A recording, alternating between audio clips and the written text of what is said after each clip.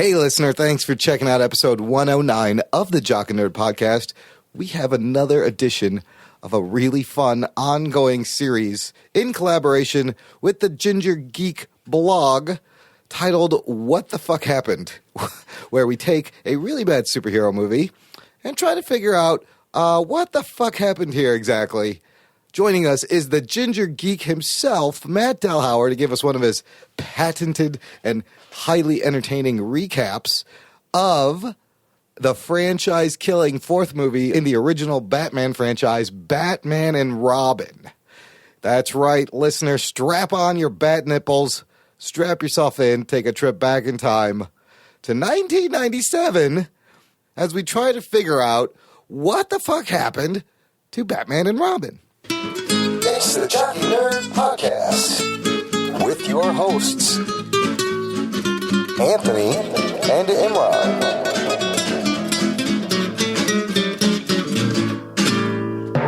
Jock and Nerd, what's up, listener? Back at you once again. This is the Jock and Nerd Podcast. My name is Imran. My name's Anthony. He's the Jock. And he's the Nerd. Thanks for joining us on another awesome edition of our ongoing series in collaboration with the Ginger Geek blogs. So that means featuring with us today is the Ginger Geek himself, the man who has just an art to point out the shitty and everything. Mr. Matt Delhauer, what's up, Matty? How's it going? Yeah, what's going on, guys? I'm hoping I can put that on either a business card or a resume now. The man finds flaws in anything. Man nitpicks his way through everything. The best breakdown of shitty stuff you're going to hear anywhere, listener, let me tell you. I've been looking forward to these. Every time he's on, I feel like I'm like a broken record because I always say, I've been looking forward to having Delhauer on. And again, this is another one where I'm looking forward to having this motherfucking redhead on for some nitpicking. I have to say, I do have a little bone to pick with you guys, though. Bring it. I'm a little upset that I didn't get the call to be on your Marvel Universe Haters Guide. Oh, snap. Why didn't we think about Delhauer? That's a good point. It should have been a given. The guy does the What the Fuck Happened series with us. That's true. And, well, look, maybe we can sneak that in the post show or something. Yeah. If you donate out to Patreon, you'll be able to hear maybe something. Who knows? That's a good point. We should have went right to Delhauer. Well, I didn't know that he hated Marvel. Oh, you don't have to hate something to be able to hate on it. That's true. We performed a hater's guide. This is true. The hater is an art, man. The art of hating. And Delhauer is one of the professors of the school of the art of hating. So I'm ready to get my bachelor's. Let's go. Listener, you have heard Matt Delhauer. This is it's the second official with the title What the Fuck Happened. Basically, it's the third one we're doing with him. Yes, this all started Jock and Nerd episode 41. Where we did Why Spider-Man 3 Sucks with Matt Delhauer. That was great, and you had a knack, Matt, and you wanted to continue doing these. Yeah, I mean, it was a lot of fun to do. It was a lot of fun to research. I didn't think that doing our second episode would have been as soul-crushing as it was. That one being of the amazing What the Fuck Happened to Fantastic Four from 2015. That's episode 75, listener, if you haven't heard that. I guarantee it is 1,000 times more entertaining than watching the actual movie. Oh, my God, yes. Don't even bother watching the movie. Just listen to Jock and Nerd 75. And then we had you on the Jock and Nerd 85, which was an awesome discussion of Man of Steel. It was a Man of Steel discussion that almost turned into a hater's, like a what the fuck happened sort of thing. It did almost, yeah. It was not intended to be. We were trying to actually break down that movie, but boy, we rode the line. Yeah.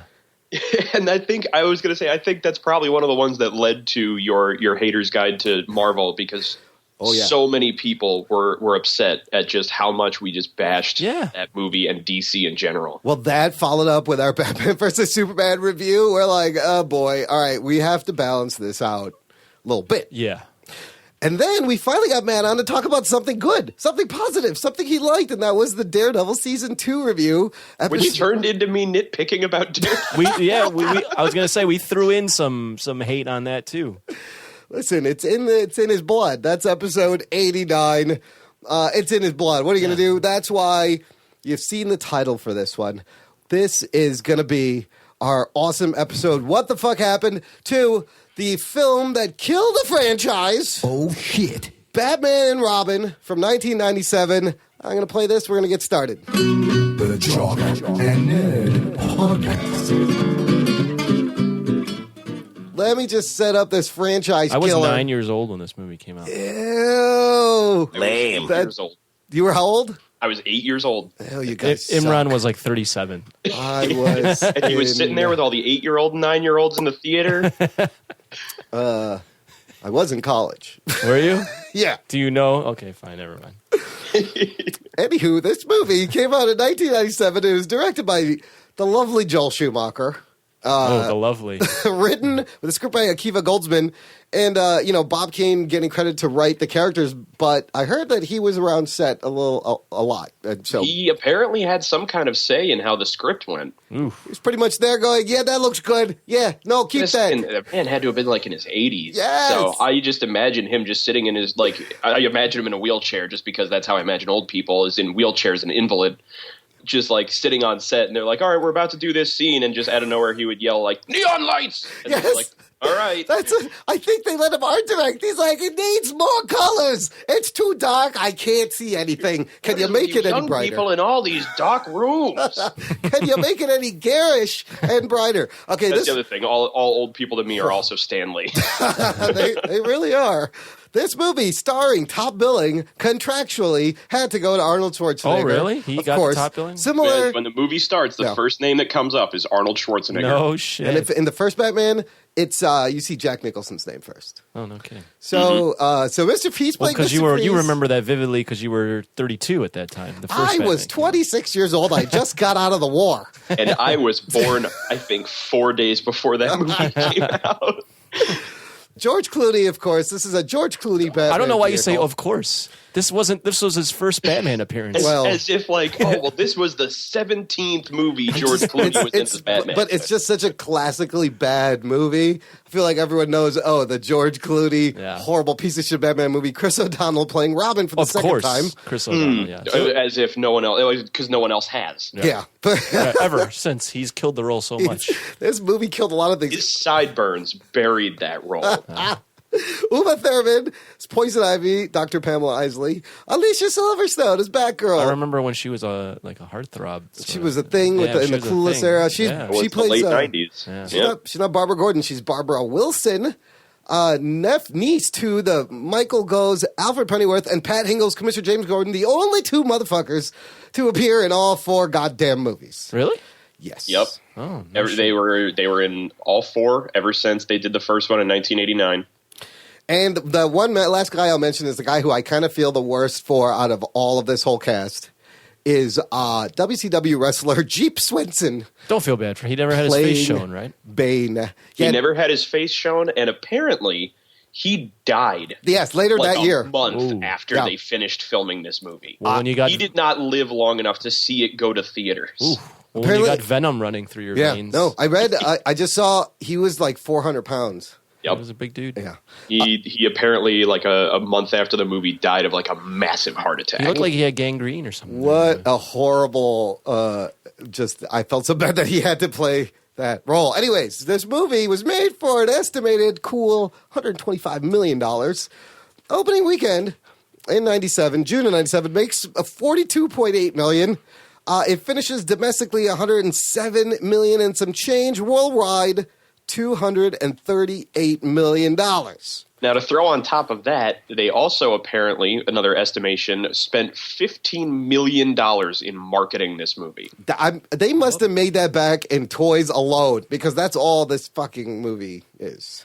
I don't know. We'll see. Delhauer will have the facts. for And us. with It's all that- speculation on our side. With that, Talking Nerd, I'm going to hand it over to the ginger geek himself, Matt Delhauer. Fade to black. Fade to All black, and then a redhead just shows up. It disappears in front of you. It's Fade like, to redhead. it's like that moment when you know the devil's after your soul. Fade to redhead. Fade to red. There we go. Well, I mean, we already touched on it initially. When it comes to Batman versus Robin, that would have been a great movie. That is a movie now. Yeah, it is a movie. When it comes to Batman and Robin, the first thing that you see in the movie entirely is Arnold Schwarzenegger's name.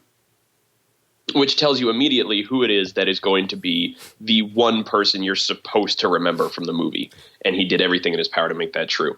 So like we do normally, I'll do my quick run through of the movie. Yes. I'm going to try and not do like a scene for scene breakdown like I did with Fantastic Four. But there's so much good shit in here. You gotta hit the good ones. Unlike Fantastic Four, this is a movie I would recommend people watch for how bad it is. Yes. Whereas, I think for Fantastic Four, I did it as in-depth of a recap as I could so that you didn't have to see the movie. This is like classically bad. It's so famously bad that I think everyone has seen it. I actually just rewatched it's one of those things where I feel like if you haven't seen it, if you like comic books, you like Batman, and you haven't seen Batman and Robin, then you obviously don't like Batman. I mean, I just rewatched it, and it's forgettable and unforgettable at the same time. I'm either laughing or I just have my mouth wide open going, what the hell is going on? Oh, it's so great. Like, it's so easily hate watchable. All I remember from this movie, just real quick, is this is, I believe, the debut of Bat Nipples, right? Yep. I believe it was. I don't think they had them in Batman Forever. Okay. That's all I got, because I haven't seen this movie in a really long time. It was the debut and only appearance of the Bat Nipples. Okay, there you go. Yep. All right. Delhauer, the floor is yours. All right, so after we get through the opening credits and we get into the movie, we are immediately met with a whole bunch of gratuitous button crotch shots. Yes. As Batman and Robin are suiting up to go out for the night, in their way. The opening line of the movie is also from Robin, who says to Batman that he needs a car because, chicks dig the car. And Batman retorts back with that this is why Superman works alone. Establishing that in the Joel Schumacher universe of Batman, that Superman and therefore every other comic book character from DC does exist. And I can only imagine just how horrid their stories are compared to Batman and Robin. Dude, but that's the thing right away. 2 ass shots, cross shot, nipple shot, this horrible exchange. This is the very, very beginning of this movie, and you're like, oh, I see. I see what I'm in for. We get like 5 minutes into this movie, and there is not yet a passable line of dialogue. I mean, and it's even to the point where, like, Alfred is doing his best, like, cue from James Bond moment of, like, do be sure to bring it back in one piece this time, Bond. Yeah, it's entirely cliches. Everybody speaks in cliches in this movie. It's Which amazing. I love the idea that it's like, I get it, Batman's so super rich and he's apparently so unbelievably thoughtless that just every time he goes out to fight crime, he destroys a Batmobile. And it is a joke in the fact that I'm pretty sure the Batmobile is destroyed in every movie before this. Yeah. So they he gets into the Batmobile, Robin gets onto his Robin cycle because this was the 90s, so Robin had to have a motorcycle because the kids were going to be all over that shit. And they go off to go fight crime. I bring to your attention now that this is the only Batmobile in the movies that doesn't have any kind of a canopy over the cockpit that he sits in. This Batmobile is the ugliest fucking Batmobile I've ever seen. It's one-seater. It's a one-seater with like 17 fins out of the back of it that are like at all 19 feet tall. It's got like the hood rat neon lights that you see in the fucking ghetto. The front of it, it's all of these intercut areas to show the giant rotating, what I'm assuming is like time manipulation device or something that works as its engine. It is still a rocket-propelled car, as it has always been, but it doesn't have a canopy. So God knows how many bugs are hitting him in the face before he gets to whatever crime he is going to go stop. There's like clear glass. It is the worst. There's not even clear glass. It's just his head. Oh, it's just his head sticking out. This is immediately the first thing that says everything in this movie was designed to just be shrunk down for whatever toys were going to get made. Absolutely. None of the toys you're going to have a canopy on it, so if you just stick Batman into the top of it, you should do that in the movie.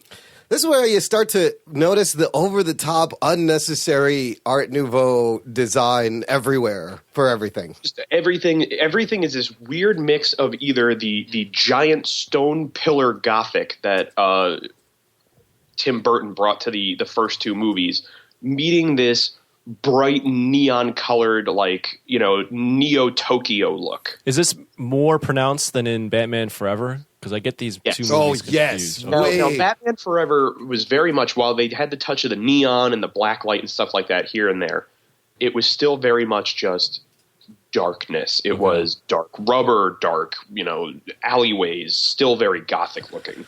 This is designed like a goddamn high school musical or like a Broadway musical. Every scene is purples and blues and greens and there neons. There is nothing in this movie that cannot be described as sensory overload. Yes, yeah. It's like I'm like trying to think of the word. It's like bubblegum, like candy land, candy colored everything. Oh, yeah. You know, everything in the, like, I'm pretty sure every car in this movie does have those street racer undercarriage neon lights in them. Yeah. Well, you need them to light up the road. How are you going to see? You got to see where the cool car is. So they get their message from Commissioner Gordon. Again, you know, the same man who has played him since 1989, that, you know, Mr. Freeze and his gang are crashing the museum to steal a giant diamond, which, sure, why not? That's a pretty standard Batman setup for a fight scene. So it is in this scene that we are introduced to Arnold Schwarzenegger's Mr. Freeze.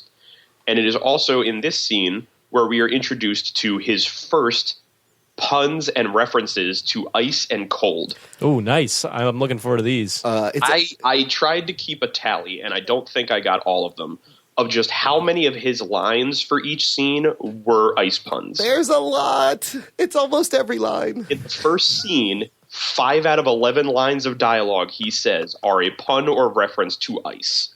Lame. And they're so bad. They're so bad. Now, I want to throw in here one of my favorite things. Now, when we were talking about the budget of the movie being $125 million, $25 million of that went to Arnold Schwarzenegger. Oh, wow. No wonder the fucking ice looks like shit. So, with $25 million going to Arnold Schwarzenegger, this website called Pajiba, I only just found recently. I think I found this today, has a list of, like, you know, the mind-blowing facts about this movie. And it said, with Arnold Schwarzenegger making $25 million for the movie, that equaled out to being more than $1 million per minute of screen time. What that also offered was that of the 27 ice puns that he makes in the movie, it means he was paid nearly $1 million per pun. Oh, shit. $1 million for those horrible puns? I gotta say, I love their first introduction. This is the quality dialogue from this movie, Batman meets Freeze. This is the interaction. He goes, "Hi, Freeze, I'm Batman." And then Arnold, he goes, "Hi, Freeze, I'm Batman." Arnold goes, "You're not taking me to the cooler." So starts it off right away. There's $1 million. First ice pun. Exactly. Wow. So they go to try and stop Freeze. Freeze sicks his men on them. He also freezes the floor, and then it just turns into the opening scene of this movie is Batman and Robin playing a game of ice hockey versus Freeze's goons to try and capture the diamond that he is stealing. Oh my Do you remember this at all? Yes, I do. Wow. I do. It's all the way down to things like when they come crashing in through the ceiling, they go sliding down the back of the Brontosaurus that's on display as if it's the fucking Flintstones. This is a cartoon. So the blades for their ice skates come straight out of the bottom of their feet. Yeah, They're just built into their boots. But so when they're retracted, where is it? Don't think that much. Come on. In their feet.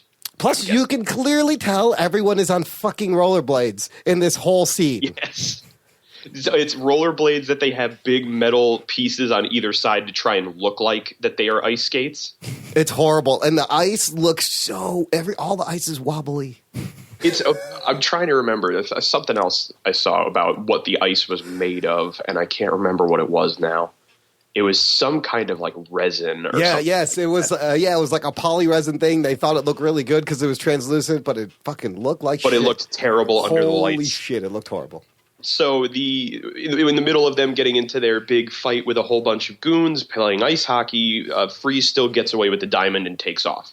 Now Batman chases after him, gets into his car with him, to which apparently Freeze was hoping this would happen because he turns the car into a rocket. Wait, is that what happened? At first, I was like, why is there a rocket at the art museum? Like, it went from him stealing the diamond straight to a rocket. The car itself turns into a rocket, and I believe Freeze says something along the lines of, like, I was hoping you would drop in after he, literally drops in from, like, the top of the thing. The car was a space rocket, right? So they then fire off into space. Freeze is monologuing about how he is going to kill Batman when the icy grip of doom turns your heart into whatever. Yeah. And so he's going off about ice this, ice that, space will freeze you, blah, blah, blah, blah, blah. And he jumps out, and it has it's not even like a jetpack or like a rocket pack. It turns into like a giant thing of metal wings. Yeah, he's got wings. And he just glides down from the stratosphere. How else are you going to get down out of there? Because now you can sell metal wing ice Mr. Freeze action now figure. You have the Mr. Freeze that comes with the wing suit, Fucking wings. When has Mr. Freeze ever had a pair of vulture wings? So he goes flying off. Luckily, Robin decided to hold on to the side of the rocket after it took off. Yeah, he's on the outside. Because he was going to go save Batman from the outside of this rocket as it went into space. He's super courageous. What are you going to say? He gets in. He's like, all right, well, we got to get out of here. And Batman tells him, no, we have to destroy this rocket because it will become, a terror when it comes crashing down and it'll kill people, whatever it is. And he just puts a little device on the side of the thing. Oh, no. And there is everyone's favorite line from Robin, a bat bomb. Lame. And they decide that they have to blow up the rocket and then get out of there. So how do they get out of there when they blow up the rocket? They kick off the doors to the side of it and they go sky surfing down to Earth. How do they surf down? Remember, they surf on the doors of the rocket. Yeah. How could you forget this scene? To the point where as they're coming down, He's coming straight down. Robin yells, surfs up just as they jump out. Wow. And then halfway down, when he starts carving up people's roofs like he's snowboarding, yells out "Cowabunga!" Yes. Oh my God. So they dropped out and they surf. Of all time. But I also, to their credit, I read that was like the very first early use of a complete CGI stunts double for that scene in '97. Yeah, and to their you can, credit, it's, Jesus I was going to say the funny thing is that you can definitely tell when they have like the real fast paced close up of the two of them going past the camera, and it's just this frozen grimace on each of their face because it was a picture that they obviously took to try and build the model. Listen, somebody's got to try that technology first, and it's going to be shitty, but somebody's got to do it first. Just otherwise, how's it's going to get better? Of course, they chase down Freeze, and as they're chasing him down, they decide they're going to try and he sits there and I think he's monologuing again. And Robin decides that he's going to, prove that he's big and tough. And he goes to jump at Freeze. Freeze hits him with the freeze gun and just freezes him solid into a block of ice. And then he gets away. So Batman has to save Robin by pulling out a random laser he happens to have on him. Of course. He's always prepared. Yes, heating up a pool of water that happens to be nearby. Oh, I remember that. And putting the Robin sickle into it. And then pulling him out, where after a moment or two, Robin comes out and goes, did we get him? Did we get him? But, by the way, a very wobbly Frozen. You can clearly see the tips of these things wobble. So at this point, Robin's just been a dweeb. He has been. Now, one of the notes that I wrote down was, is this the worst version of Robin or the best? Completely useless, incompetent. Because he is everything that everyone has ever made fun of that character for. He gets into danger. He is entirely incompetent. He is cocky and headstrong and thinks that he deserves more respect than he gets. So he's Dick Grayson Robin, right? Yes. And is he wearing the Nightwing outfit at this point? What it is he's wearing, it's what easily would become the Nightwing outfit, but it's red instead of blue. Got it. So if anything, it's New 52 Redwing or Nightwing. Nightwing, but he's got like some personality traits of like a Jason Todd too, is what I'm getting at. It's a mix. Yeah. Like they definitely had a bit of Jason Todd in there. They made him a lot more of like a whiny teenager type of thing. Right. So one of the things that I noticed as well in this movie, they constantly have Robin riding on his motorcycle, whether as Robin or as Dick Grayson. And it seems that what I've learned is they've decided that Dick Grayson doesn't know how to stop a motorcycle. He only knows how to go, because every time that he has to stop, it's always him tipping it over on its side and power sliding across the road. That's right, or jumping off. Like, so it's like 5 times throughout this movie. And there's never a point where he, like, hits the brakes and slows down. It's always like, oh, no, something's going to happen. Power slide through it. Sparks everywhere. All right, so they lose Freeze. And meanwhile, after that has happened and they are now defeated and licking their wounds and heading back, we jump over to somewhere that we meet Pamela Isley. Yep. Played by Uma Thurman. And she is working in a lab that looks to be some kind of rundown warehouse in a swamp in, I'm guessing, South America. She is commenting on how she is trying to create carnivorous plant life in order to have them protect themselves, but they also are trying to genetically manipulate like a venom they can use to protect themselves. Okay. She then goes wandering into another wing of this warehouse, comes across her boss, Dr. Woodrow, who is played by John Glover, who was the voice of the Riddler in the Batman animated series. Oh, no kidding. All that's right. who that John Glover is. Okay. So John Glover, as Dr. Woodrow, is presenting to the ununited nations, who just happen to apparently be hanging out in this warehouse lab in Argentina, his newest weapons project that will involve his super soldier serum, in which he drills 3 consecutive holes into a prisoner's limbic system. I wrote all this down because I really wanted to get into the BS science of them creating Bane. Yes. And that including the venom that Ivy was creating, which she thought was being used for plants, as well as a mix of steroids and toxins that are pumped into his body and turn this tiny man into Bane. He then starts the bidding on who can have this super soldier serum. When Pamela Isley finds out what's going on and she freaks out, we have an almost beat-for-beat remake of the Catwoman scene from Batman Returns. Oh, yeah. Where her boss finds out that she has discovered something she shouldn't have and then kills her for it. Instead of throwing her out of a window from like the 100th story of a building, though, he just tips over all of the things in the laboratory on top of her so that she's eaten up by poison and a random fire that just happened to start. When you get covered in plants, you die. This reminded me a lot of like Little Shop of Horrors also. Yes, and she did even have like the little tiny Audrey-looking plant. Yes, she had a plant that looked like the Audrey, too. So, we then jump back to Batman and Robin, who are now in the Batcave.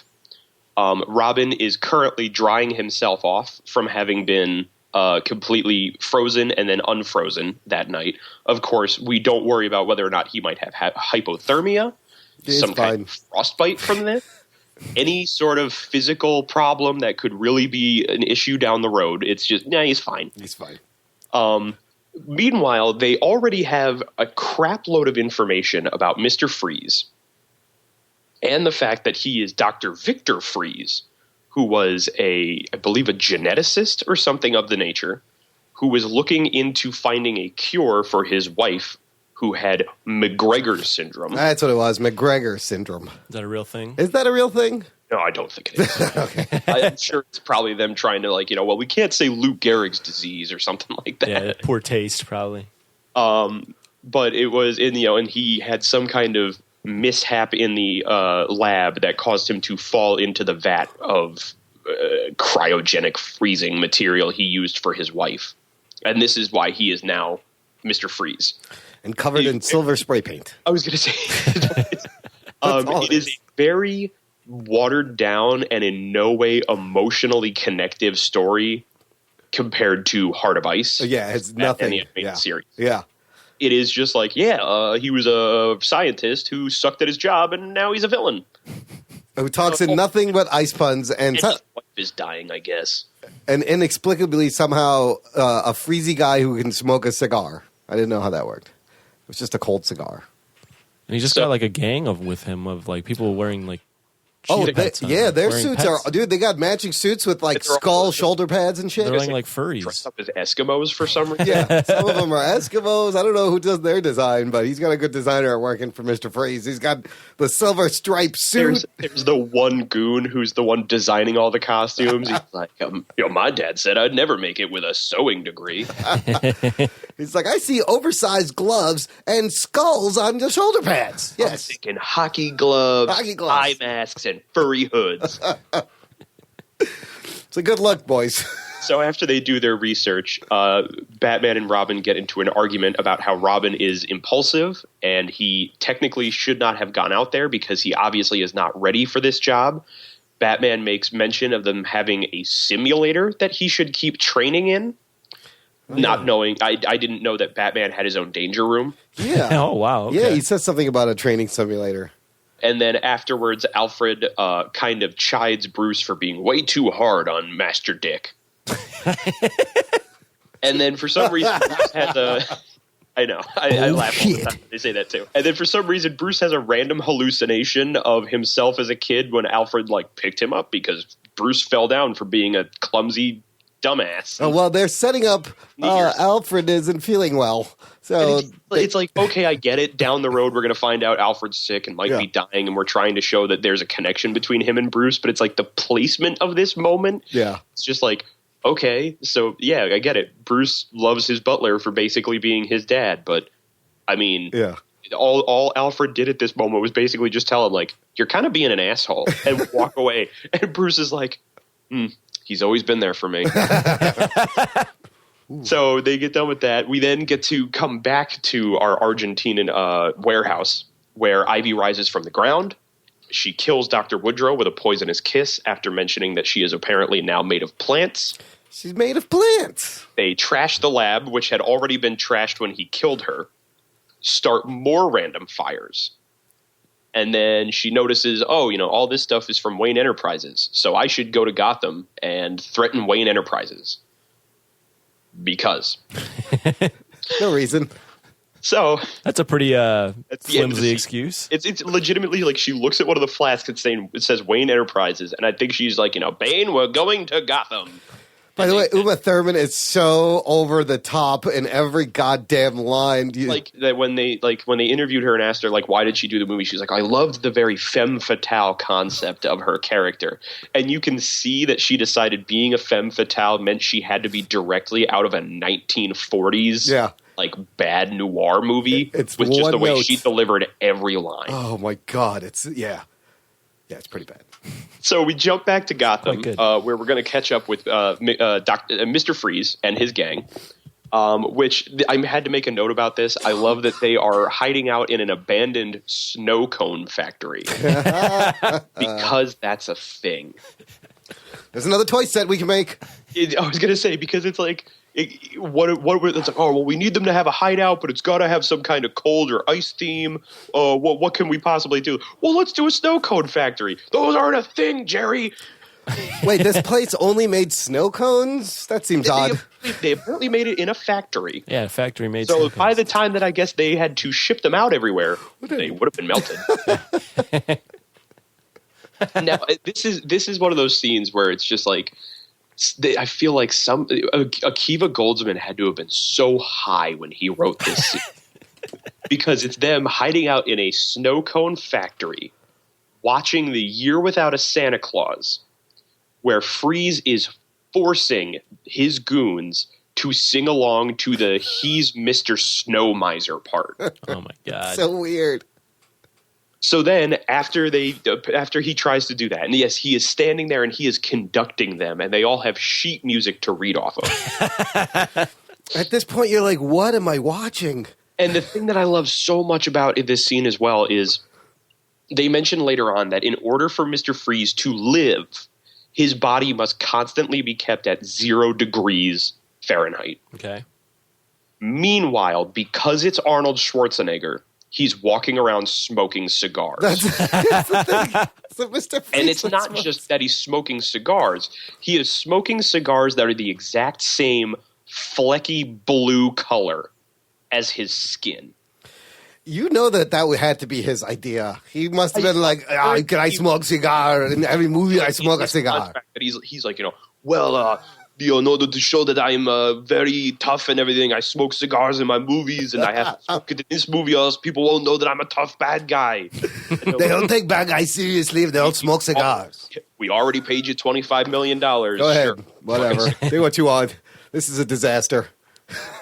So he then has, I think it was Vivica A. Fox trying to get into his pants before he then goes and recharges his Mr. Freeze suit and talks about his plans to hold Gotham for ransom so his wife will live. Now, here's another question, and this may be a little of a graphic question to ask. But if Mr. Freeze's body has to remain at 0 degrees Fahrenheit at all times, how does sex with him work? Because he's going to get stuck. It's similar to, licking a frozen phone pole or a frozen pole. It's legitimately, I think, like banging an ice pop. Yes. That won't melt. And then, that's a good question. Once you're in there, you're not getting out. Until he dies, you're not getting out. Until he dies or you die. Yeah, someone's going. I'm going to say otherwise, that's going to be a lot of recovery surgery to have Having sex with him is like having sex with a black widow spider. Someone's going. Only one of you making one of you is making it out of here. Well, he'd have to make her into like Mrs. Freeze. Yeah. That'd be the only way. So after we have checked in with both of our villains, we now have to meet the third most important member of our Batman team. Oh, yes. And that is Barbara, God, what was Wilson. the last name of her? Barbara Wilson? Yeah. Why is she Wilson? She should be like Pennyworth. No, she should be Gordon. Well, she's not related to Gordon. Because it was Alfred's sister's daughter. Yes. Her last name is whoever the husband was. Oh, yeah. It's his niece. So it is Alfred's niece, Barbara, who is coming to visit him on a holiday from school. From England. Played by Alicia Silverstone. Is she supposed to be English? Which I'm assuming. Oh, was she supposed to be English? That's a good point. And then comes to visit to America with the most California Valley girl setup for any character. I just thought she was going to like school in England. I didn't think she was supposed to be English. The problem is that she's going to school in England. Her family is apparently English. Yeah. She speaks like she grew up in Van Nuys. Yeah. So that's one of those moments where you immediately see that they cared more about who they cast than about writing a character. Oh yeah, they didn't care. Okay, yeah. Like, oh well, she was in Clueless and everybody loves her. She was in that video for Aerosmith that everyone thought was great. Let's get her and have her be Batgirl. And well, I mean, that's look at this cast. All it is everyone who was popping in the late '90s. Exactly, they and just put them all in. You go like, well, wait a minute. Isn't she supposed to be a British character? She's related to Alfred? Because let's face it, that's not who the character actually is ever. Only in this movie was Batgirl a relative of Alfred's. What I feel like they did was they took cues from all the previous films and were like, every one of these films grabbed the hottest actors at this time. Yeah. You look at like Batman Forever, Batman with the other stuff. The second Batman. Except for Keaton, that was a risk. but like Nicholson, and then you did Danny DeVito, and can we say that there was ever a time Danny DeVito was considered a hot actor? No, he's always the same level where he is. I honestly feel like Tim Burton cast Danny DeVito just because he's like, you're short and awkward. Yeah, like me. We'll get along great. Who was the Catwoman who played her? Michelle Pfeiffer. Michelle Pfeiffer. She was popular. Yeah, she was big in the early '90s. And then you'd even go to Forever, which Schumacher had, but you had Val Kilmer, Jim Carrey was big. Jim Nicole Carrey Kidman. Was big. Tommy Lee Jones was huge. Yeah, so they were following that. They were trying to continue. I mean, we forget this was the biggest franchise ever at the time, and all the hot Hollywood had to roll through these movies. I mean, it's as George Clooney said when he got a call from Warner Brothers that said, we want you to be Batman in a movie. He's like, I'm not going to say no. Right. No, he's like, your turn. But dude, he knew what he was doing at the time. Clooney fully knew. He's like, oh, this is going to kill the franchise. So back into the movie. So Alfred's niece Barbara shows up. Immediately, you can tell that Dick wants to get all up in that. He's like, hey, who's this? He's like, oh, hi. Because the other thing that I love is her introduction when she first shows up. It starts off with Dick doing his laundry. And the way he does his laundry is with karate.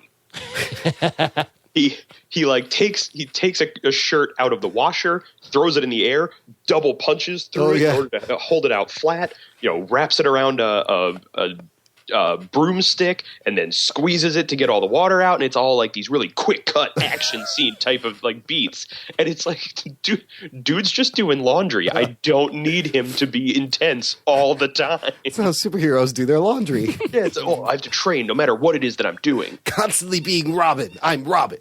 At any day I could be in the middle of doing laundry and then suddenly I could be attacked.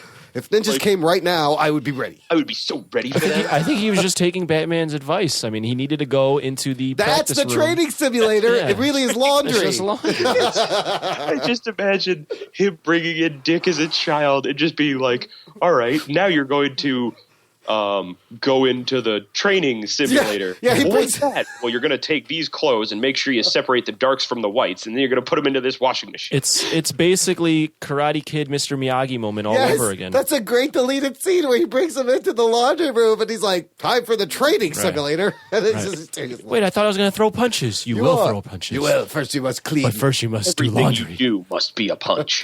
When you bring whites to their whitest white, then you will learn how to punch. And then I was going to say, and then it just has to be a great montage of just him doing things for Bruce, like making him a sandwich or whatever. It's like everything is that already would have been way more entertaining than this horseshit movie. Made the movie so much better.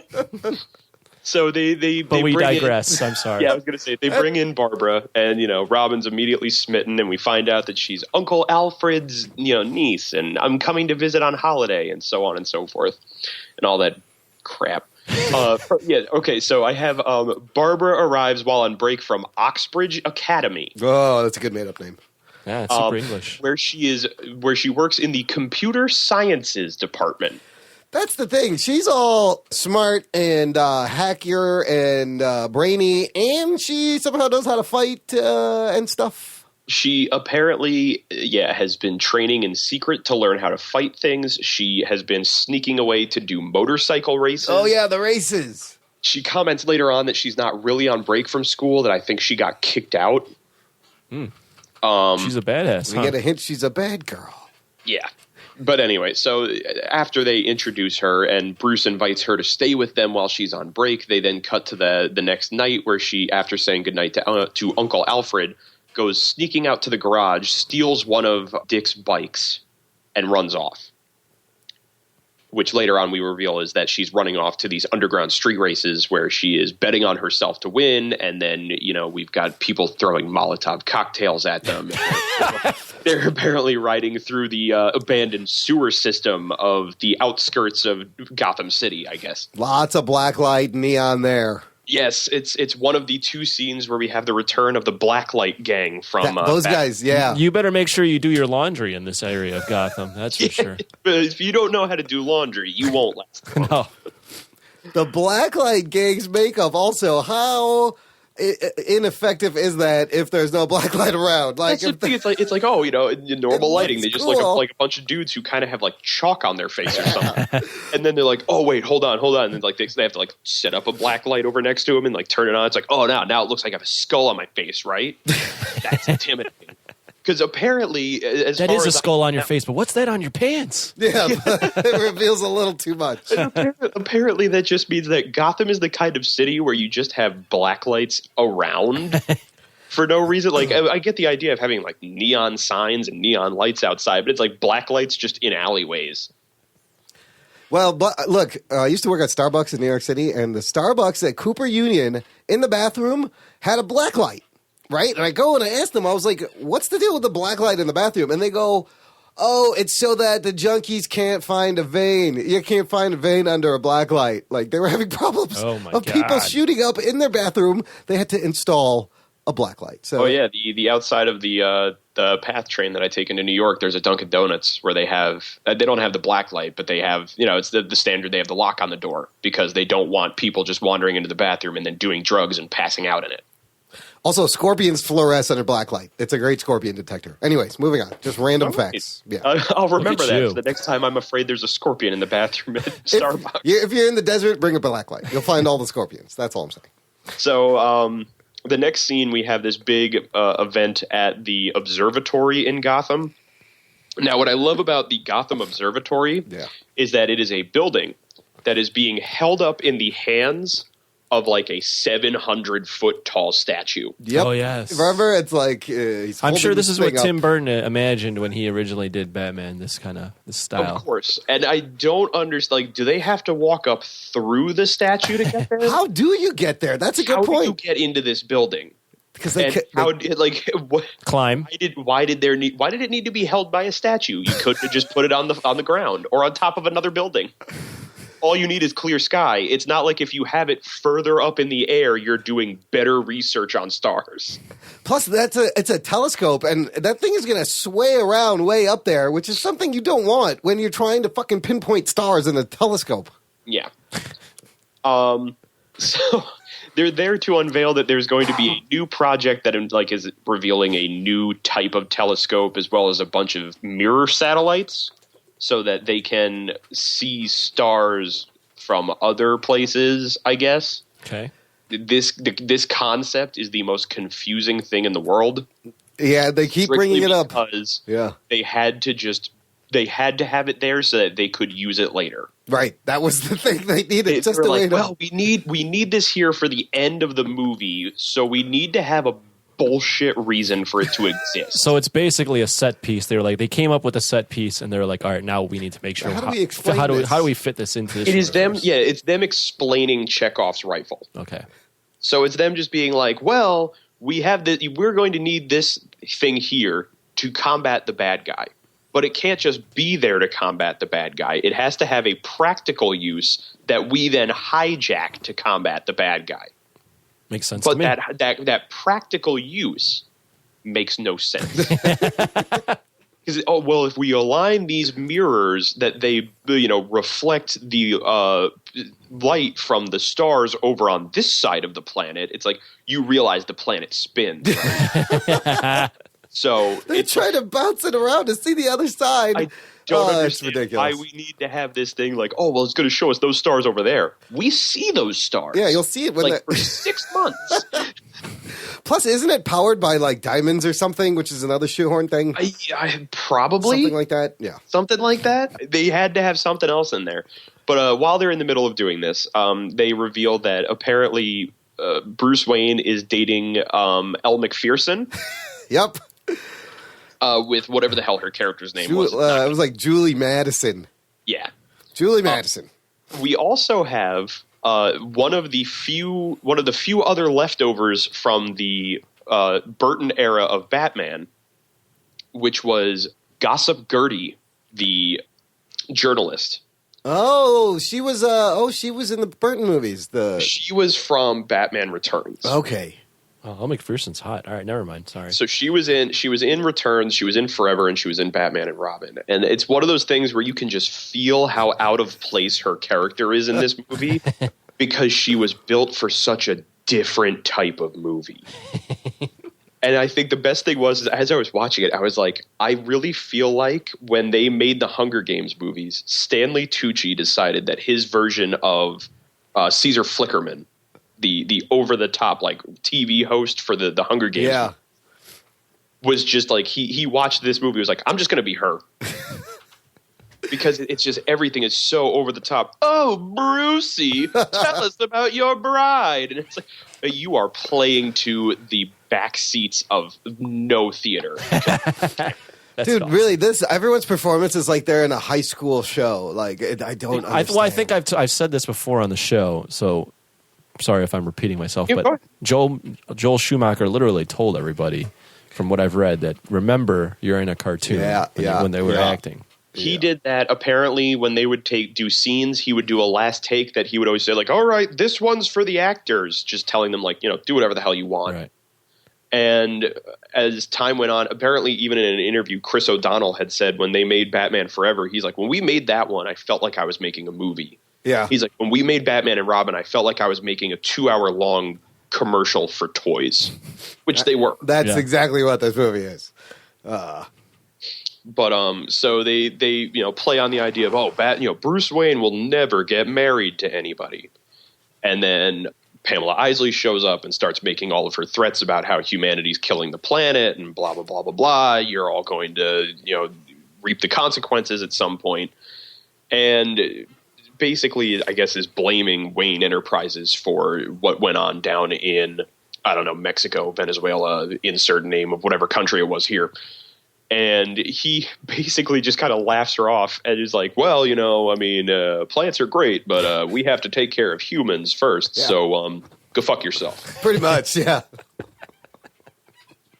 So at which point it's like he invites her to the auction that they're planning on having. By the way, there's going to be an auction. There's always an auction. And apparently what they're going to do is they're going to auction off dates with a bunch of different women. And then I guess whichever woman is bet on and someone wins the date with is going to be wearing this priceless diamond necklace that Bruce Wayne himself is offering, because they know that Freeze needs diamonds and they need to pull him out of hiding. So they're going to make a big public spectacle about diamonds.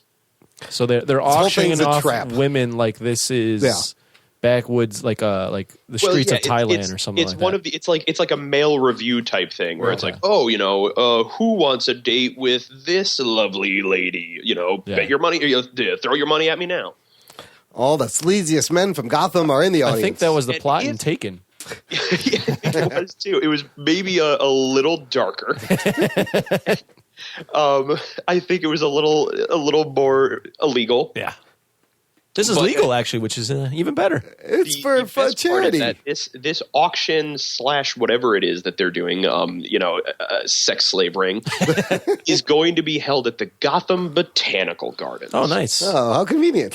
I mean, we got diamonds and we've got plants, and it's like the movie writes itself. Someone can actually fucking write this movie. It's Freeze and Poison Ivy Jambalaya. So yummy. I think in another one of my favorite scenes. So now Mr. Freeze is still in his snow cone lair, and he's just watching home movies of himself and his wife on their wedding day.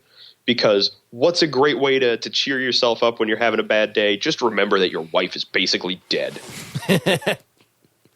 So a guy, one of his associates, who apparently is named Frosty. Hey, Frosty. Comes running in to talk to him, and Freeze immediately just freezes him with his gun, comments that he hates when someone talks during the movie, and then sees that he has the newspaper talking about the Wayne diamonds being up for auction for this whole thing. So then we jump right into the auction at the Botanical Gardens that has a massive jungle theme to it. Men are bidding on the ability to have dates with various women. They're all dressed and named as certain flowers. Ironic. Oh, yeah. And I have here, apparently the girl with the highest bid will wear the Wayne's diamonds on the date with her winner. In the middle of them doing this, both Batman and Robin are there to show that they are very much in the charity scene as Batman and Robin. But they're there as Batman and Robin, like making an appearance. Oh, yeah. Robin, to just kind of hang out at this charity auction. Because what we know about Batman, he likes to hang out in costume in public all events. the time. Well, what I love is the fact that it's like Batman and Robin, the people who are fighting to keep the city safe, are going to spend a night hanging out with the richest people in town. But it's a trap. In the middle of this big auction going on. And what I find even funnier is that no one seems to question that the Wayne diamonds are part of this whole big auction, and Bruce Wayne is not there. Yeah. Yeah. It's like, oh, well, Batman and Robin are here, but Bruce Wayne and his young ward Dick Grayson don't seem to be here. That's pretty odd. And Dick Grayson is wearing his domino mask at this point. His domino mask, which I'm pretty sure he still has his fucking earring that he wears through the whole thing, as well as his ridiculous sideburns. The sideburns are the dead giveaway, really. It's like, you look like you would be Dick Grayson, but your eyes are kind of weird. So in the middle of this auction, we then have Poison Ivy doing a striptease out of a neon pink gorilla suit. The gorilla suits were hilarious and very strange. Look it up while he talks about this. And while she does her striptease, she is also blowing pheromone dust all over the place in order to encapsulate the men around her. Apparently, I don't know if it really does anything for the women, but they also seem to just not give a crap that anything's happening. Nobody seems to mind. So she makes her way up onto the stage. Commissioner Gordon, who's enthralled with her, wants to know who she is, and she says she is Poison Ivy. And all the men start making bets for her. So in the middle of all the men making bets for her, Batman and Robin start fighting over making a bet for her. Which then brings up the wonderful point of why no one questions why apparently Batman and or Robin have millions of dollars at their disposal. At one point Robin's like, "Oh, I'll bet like $7 million or something like that."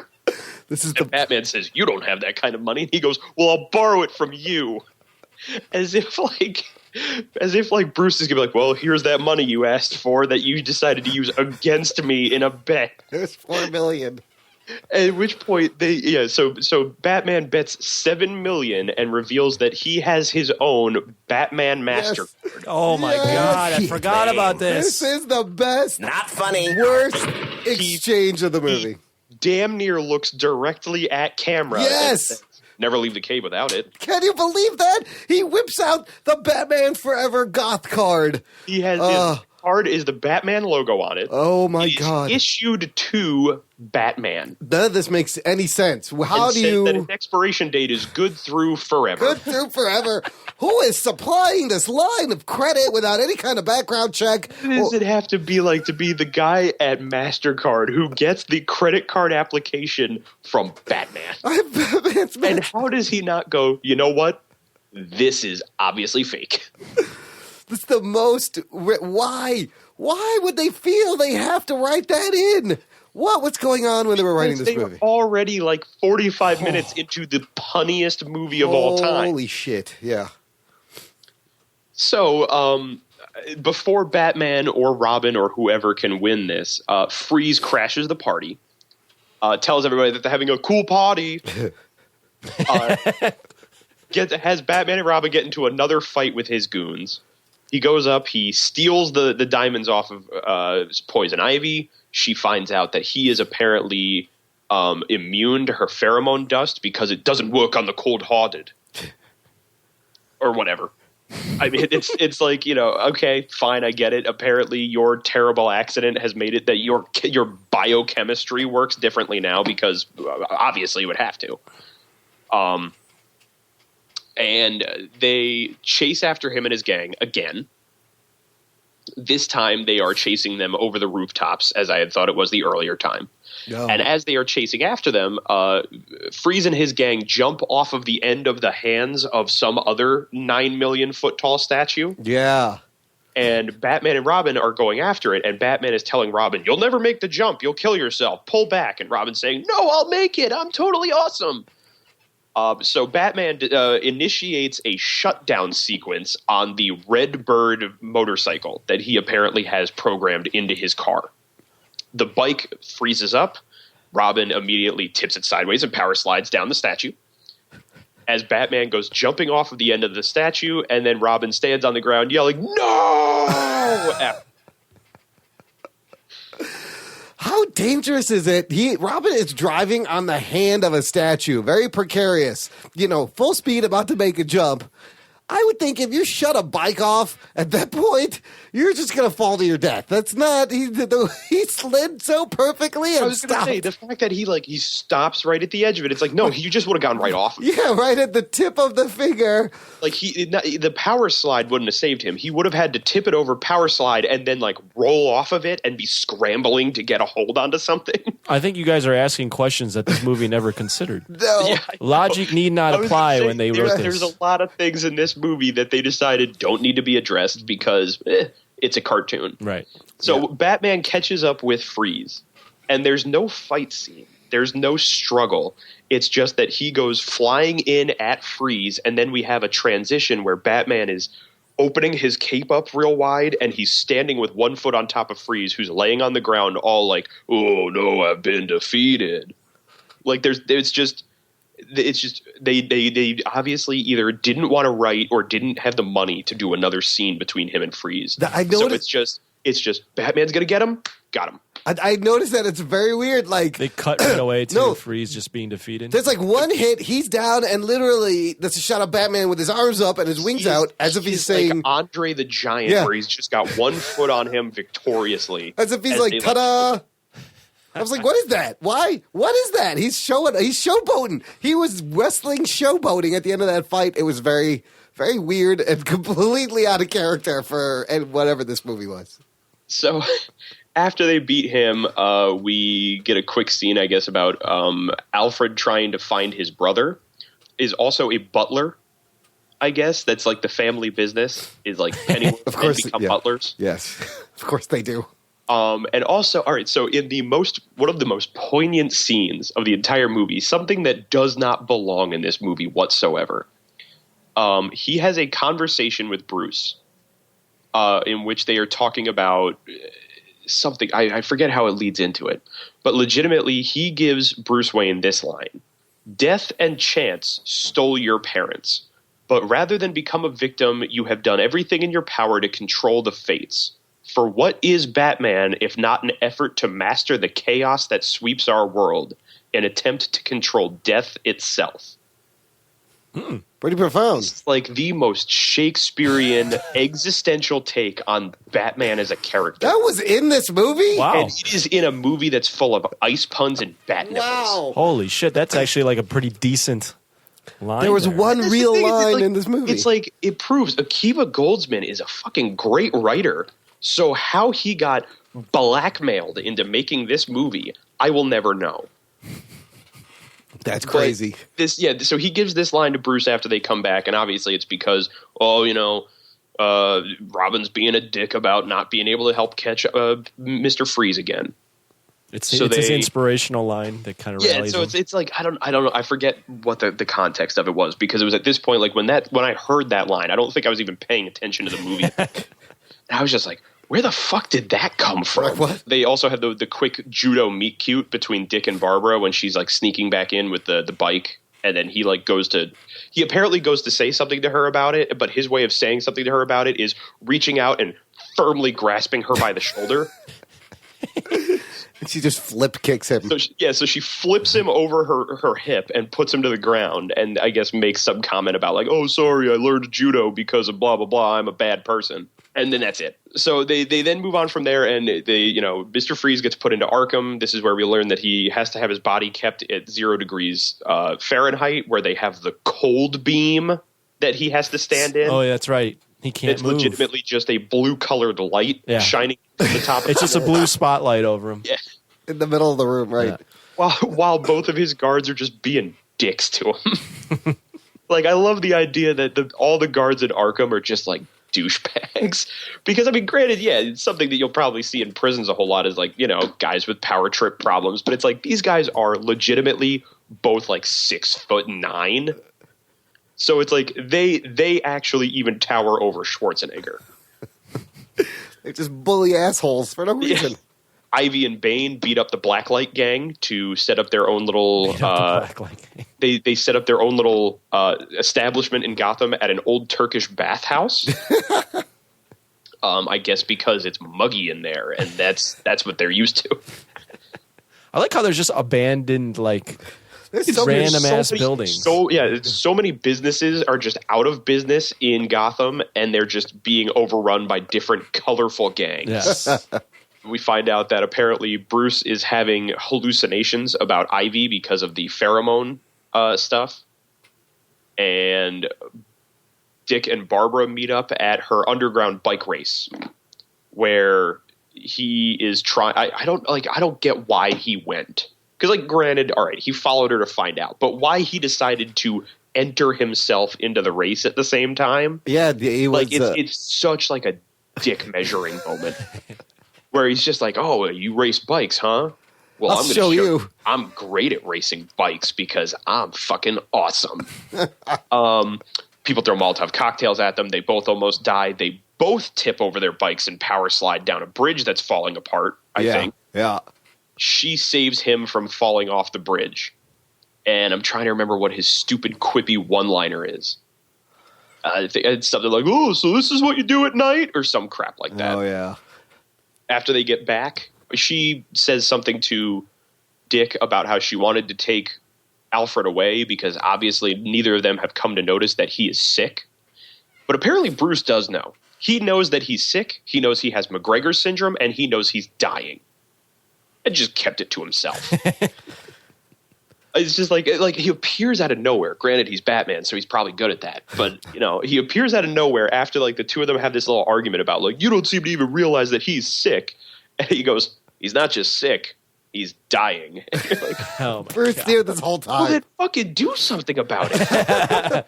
So I think they also have the scene where, like, they bring the doctor in. He's the one who's like, oh, it's a very early stage McGregor syndrome. And, so of course, McGregor syndrome? Isn't that what Frieza's wife had? Yeah. And like, yeah, Ooh. wow, isn't that convenient? Yeah. Holy icicles, Batman. Yeah, it's almost. Poison Ivy and Bane break Freeze out of Arkham. Has Bane had any lines at this point? Yeah. Said Bane. Yeah, he just repeats the first word of whatever the last thing someone says to him, or the last Or word. say the first word or the last word or like the last couple of words of a sentence that somebody says at him. Batman. Like, I think one of my favorites was like, time to make a door, Mr. Bane. And he goes, Bane. Yeah. Door.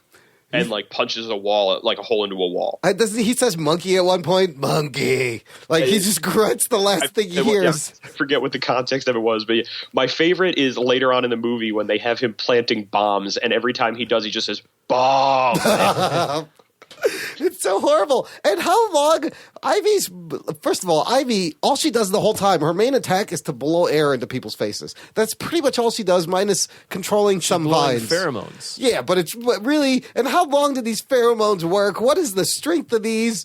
It makes no sense because You it's are so super nitpicky. inconsistent. I was going to say, like, I didn't even need to get that deep. I was just You're like, crazy, fine. dude. They're, Well, look, they're Bane- having to use sex as a weapon because she's a woman. Welcome to 90s feminism. Right. Bane is just follows her just cause, like, she must have super dosed him. Because she killed the guy who made him, so he's like Oh, that's Frankenstein's right. monster without a purpose at this point. Mommy.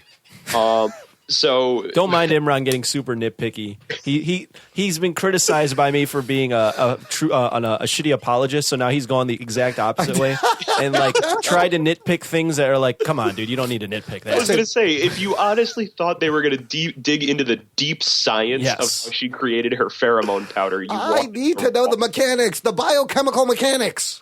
So Stop yourself. I was going to say, I think they even make a comment about how like plants do that shit all the time. Yeah. So that's good enough. All right, Yeah. it works. What I love is the fact that they have it that while Freeze is in Arkham, like one of the guards comes to the door and is like, Freeze, you have a visitor. And I'm like, they get fucking visitors? Why, I didn't know Arkham had visitor rights. Right. These are the most deadly criminals in Gotham. why are you letting anybody visit Freeze? Right. So they exactly like he just got put in here. You've talked about like, and granted, I'm sure they're like, well, it's not like he can leave the cold beam or anything like that. So while Poison Ivy is talking to him about how they're going to break out, Bane is punching his way through the cinder block wall to get into the I think it was like criminal possessions lockup. Yeah, the evidence locker to get his suit. to get his suit. What I love is the fact that they have this little cute reference by having both the Riddler and Two-Face costumes hanging up in there. Oh, I missed that. But what I think is so funny about that is that Two-Face died in a watery pit at the end of the movie. So who went digging in there to get his suit to go lock it up in Arkham? Somebody had to get it. We got to put this on display, guys. Go get it. We got to prove we got him. We got if anybody asks, we got him. So then I love the moment where he's also running down the hallway with like the laundry bin with the suit just like slumped into it.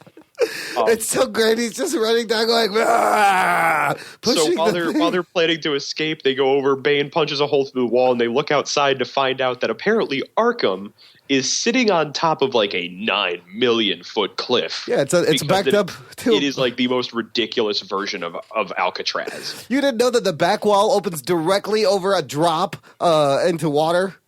At which point, so they're like, yeah, well, I hope Mr. Bane can swim, and they all jump out. Where's his fucking wings this time? Yeah, right. So they get out, while Bruce is being all sad about the fact that Alfred is dying.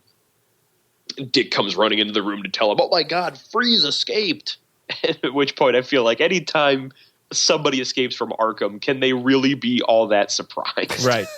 And I guess technically in the movies they could, because the only person I think so far in those movies that they put into Arkham was the Riddler. Everybody else is dead. Yeah, it's almost the running joke of the Batman universe at this point. No one should ever go to fucking Arkham. No. Because you go to Arkham and you get out. You get out crazier. Yeah, I mean it's a great kind of comment on the prison system of like, you go into prison, you come out, and what are you going to know? You know prison life, so now you're going to go back to prison. Right. It is a revolving door, people. So now that we'll get away from the very deep cuts about our political system, we get into the fact that they... Can we get into the deep science on the pheromones? No. Yes, we'll start digging into that's deep what Imran really is looking for. Biochemistry that went into building this pheromone. Freeze and Poison Ivy have decided that they're going to team up.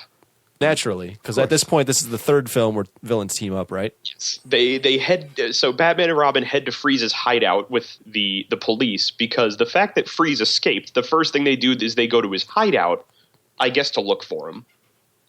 But they also have it cordoned, like blocked off like it's a crime scene. Like, I get that in a way it's kind of a crime scene, because it's like, a bad guy was using it as his lair. But it's like to the point where they're also like taking evidence bags and like pictures of stuff as if like there was a murder here. Which, I mean, yeah, again, there probably was. He killed a couple of his own. He did freeze Frosty. Don't forget about that. I was going to say, so I guess they're investigating the death of Frosty. Frosty. Poor Frosty. Just wanted to help. Gordon lets Batman and Robin know that Poison Ivy broke Freeze out, and they're both having like terrible breakdowns over this. Like, oh my God, I loved her so, and how could she have fallen so far? But not really. I guess they just realize, oh, she's a bad guy. They wind up chasing after Poison Ivy because I guess she just appears. The cops don't see her, but the two of them chase. Oh, you know what it was? Batman realized or like recognized that her pheromone scent was in the air, and they go chasing after it. But they end up getting into a fight with Bane, as she also is like seducing them over and over with her pheromone dust. Now, what I love is that they even make a comment about the fact that this movie is nothing more than just a vehicle for toys.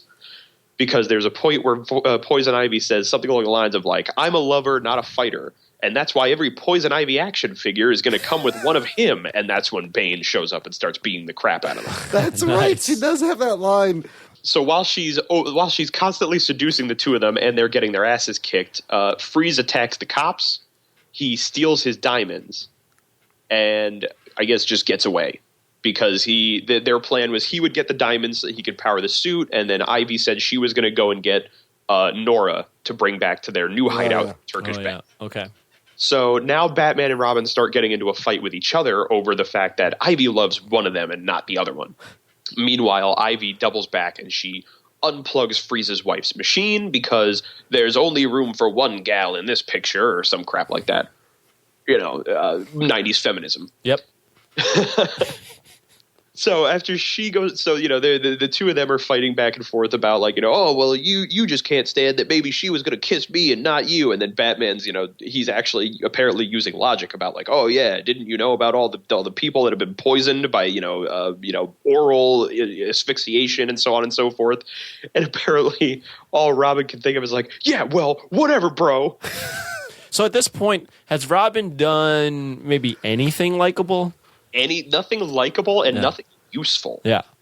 I mean, like even when he was he's just there. He's just getting in the way.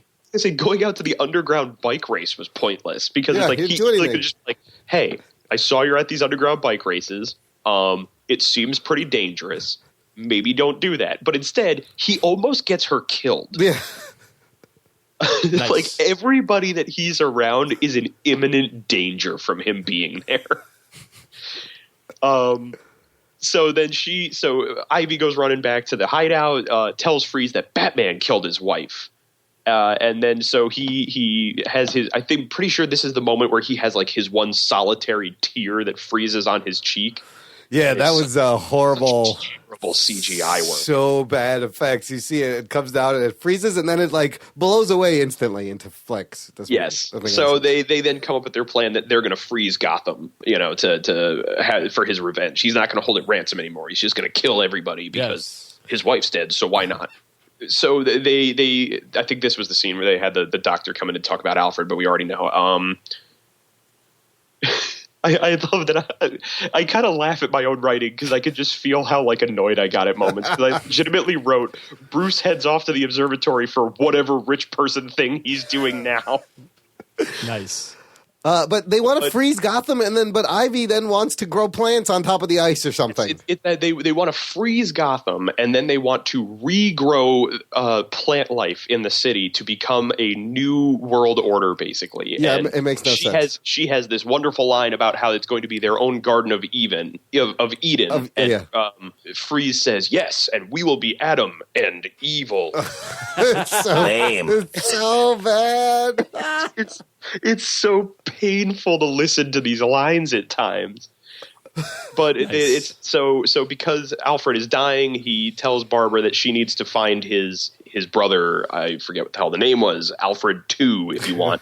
Because he has to take over as butler for Bruce and Dick, and that there's a terrible secret that needs to be kept. And then he hands her a CD. It's like, and he needs this. Meanwhile, Ivy understands that the best way to get to Batman and Robin is split them up with her as a prize. So there was a comment she had made earlier on about how, why do they only have a bat signal? Why wouldn't they ever call for Robin? And he even later on said something like, I want a Robin signal in the sky because I deserve that, I guess. So they break into Gotham PD. They get up onto the roof where she has Bane pull the bat signal off the roof. Yeah, he just picks it straight up. Just lifts it off of the bolts that have it into the roof of the building and then throws it away. There you go. And then they implement their own Robin signal. Now, how they built this, I won't know. Yeah, who actually put this together and constructed? I'm assuming it had to have been whoever took over for Frosty. Yeah, Frosty's replacement. It's going to be your job to build this Robin signal. Frosty's reply is like, well, I got to talk to some glass vendors. Let me get you a couple of quotes. I'll give you 3 to 5 weeks turnaround time on this. So, Frosty's kid brother, Icy. And Slushy. So while that's going on, and Dick obviously is, I have to go running off to that because it's Ivy and she's calling for me, and Bruce is telling him she's evil and she's poisoned people and she's messing with our minds and so on and so forth. But Dick won't hear any of it. I mean, he's literally thinking with his dick the whole movie. Nice. Could have given him a better name for this. And it's upsetting to know that it's like they didn't name him that because of this concept. Right. No. That's been his name for decades. It's just only in this instance where it has been it's another pun. Yeah. So meanwhile, because she is so great at computer sciences, Barbara has hacked into this CD. Oh my God, this is such a great scene. Where she then starts watching I guess it's like a PowerPoint presentation about Batman and Robin. And it's just like a picture of the Batboat and the Batmobile and this and that. And then it's legitimately the opening credit scene where it has the Batman and the Robin symbols fly on top of each other. I feel like that's Alfred's way of making the book Batman for Dummies. He just made the audio or the video book. It's legitimately an audio visual presentation. Yeah. It's so bad. What I don't understand is she figures out the password and it turns out to be just Peg, and instantly just her mom's name. Yeah, just her mom's name, and instantly stuff starts getting projected onto her face. Do computers normally do this when you log into a computer? It's one of those amazing 90s moments of not knowing how that technology works. Because it's not okay, I put in the password, now I have a bunch of file folders, and I have to open up this folder, and I have to open up that folder. No, it was a password encoded audio-visual concept. I think I will defend the film here in that you have seen so much ridiculous shit at this point that what's another one of these things? That's exactly what it is. Yeah. At this point, no matter what it is, it's we've come this far. Right. If you're still here, you're all in. You're all in on this one. What was on that? Why was she hacking that? What was on there? It's because she knew that there was a secret that Alfred was keeping and she needed to know it. Okay.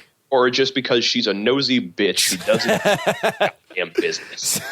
I like that second one better. I was going to say, she got kicked out of school for being a rotten apple. She goes running off to go race motorcycles. Why wouldn't she go snooping into her uncle's fucking computer? This girl's nothing but trouble. So she then also breaks into the Batcave after this. I'm guessing the audiovisual presentation let her know that, like, the Batcave is behind the grandfather clock. By the way, it's that way. Just pull this thing. Yeah, just set the clock to midnight and it'll automatically open. So she goes, like, tumbling down the stairs into the Batcave, where she is met with a video that is Alfred. Why do they feel the need to make these things always look like Max Headroom? Now, I love the fact that it's legitimately a Max Headroom talking head of Alfred just going, intruder alert, intruder alert.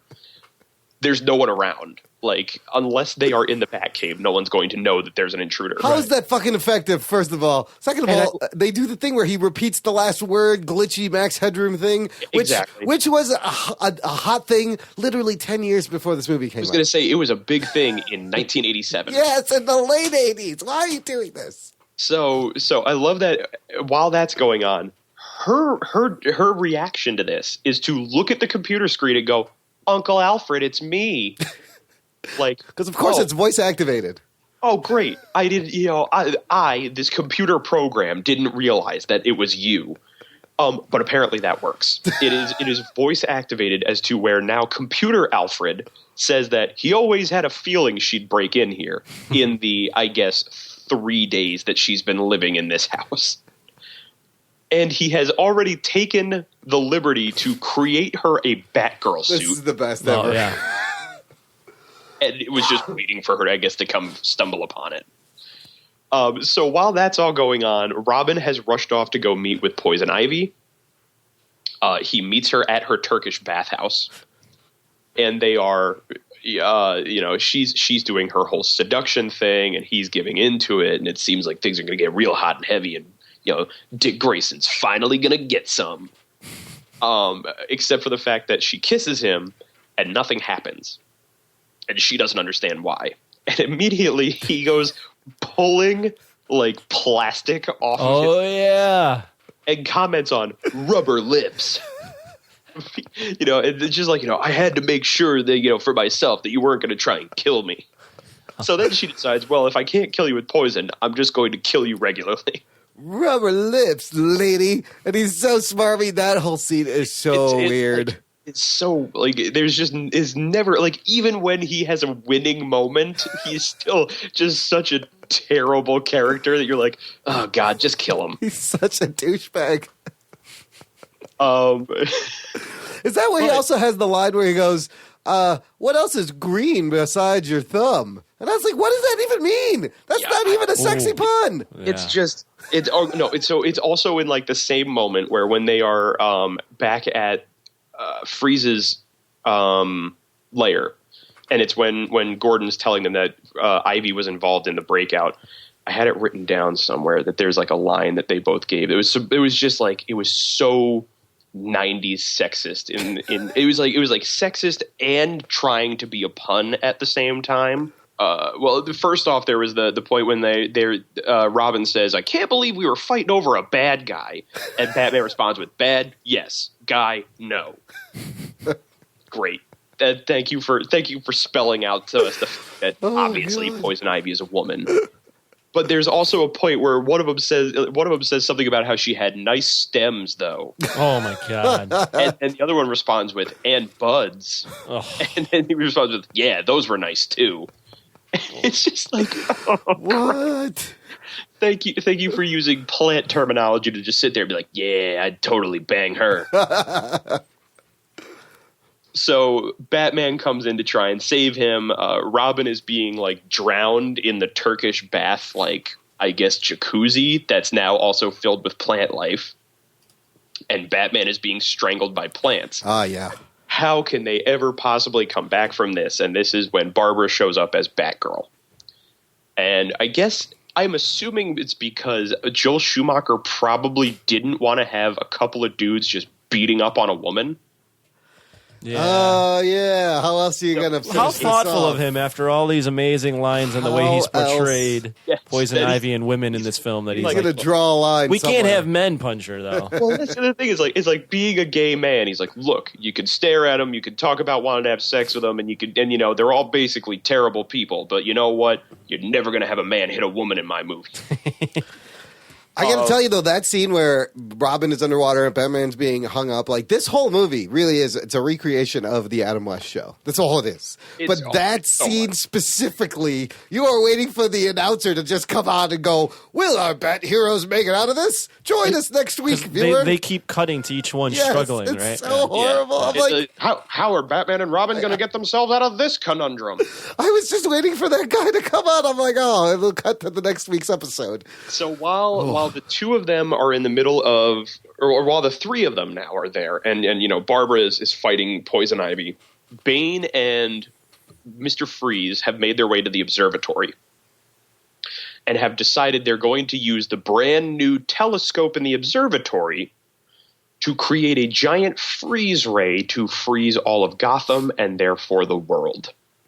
Makes sense to me. Complete You just sense. reverse engineer a telescope and it's a freeze ray. It's just you take the diamonds and I guess like the lenses and you just reverse the polarity of the neutron flow. It still hasn't lost me, this movie. It still hasn't lost me. You flip it from suck to blow. I think the that It's microscope. an airtight plan. This is what scares me, though, is this movie. I still am like completely on board. And like, You're this like, I'm waiting for when the movie goes off the rails. Now, I'm waiting for the moment where I'm like, I don't believe in it. But remember, I'm speaking as like 8-year-old Anthony. Like, 8-year-old I was Anthony like, probably was with it every I'm second. still on. I'm with you. I'm with you. I'm with So you. Batgirl defeats Ivy. I think they kill her. I'm pretty sure she's dead. Yeah, I think they do I think kill she her. gets like eaten by her own plant or something like that. She's like, oh, carnivorous plants will eat anything, whatever. So they defeat Ivy. It It's was not important. confusing. It's Yeah. over now. Yeah.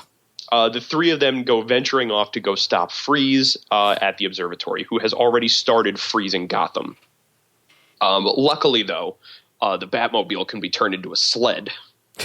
Of course it can. Because just like the fact that they have ice skates in their boots, Yes. the Batmobile has little skis on it that they can go sledding through. It's not just the Batmobile. It's the Batmobile and like 4 other toys that they're going to make. One for Robin, one for Barbara.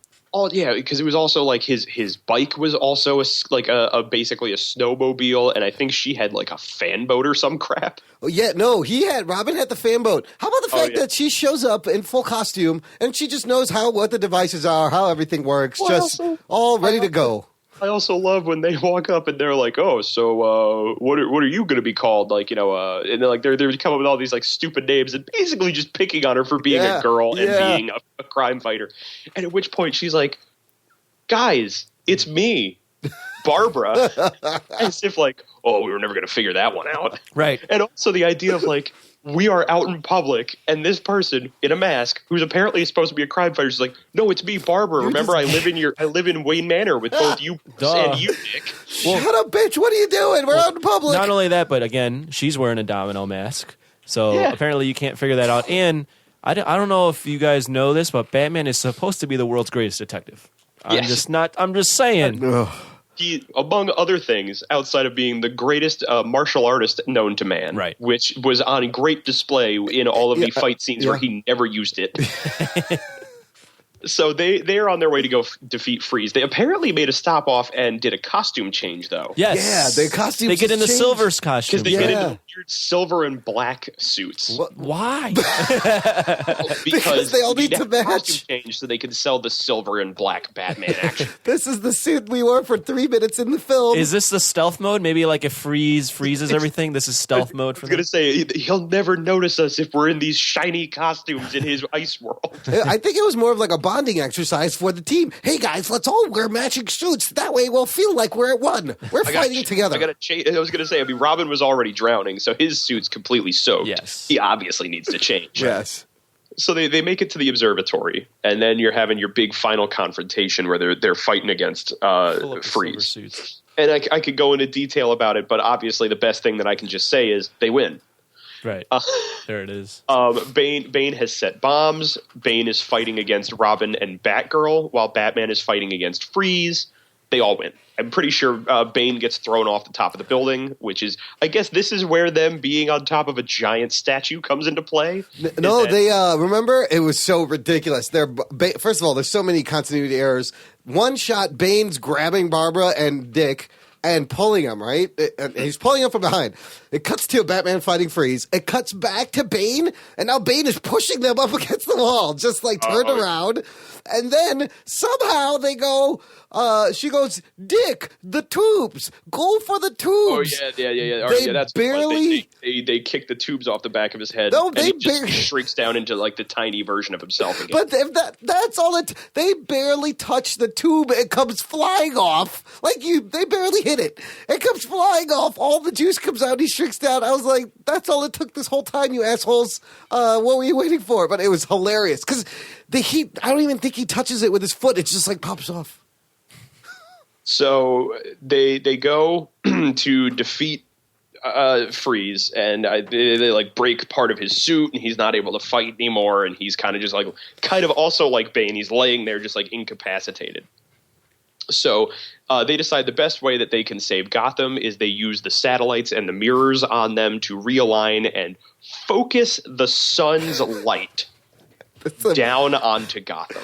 The effects are so bad. This is something that would have been a plan of a supervillain in any other movie, because I'm fairly certain that if you could magnify the sun's light and then just focus it on one spot, it would cause devastating consequences. Yeah, like ants. Like you do to an ant, that's what would have happened to the world. It's not going to just melt ice. It's going to burn the city. It would have torched everything.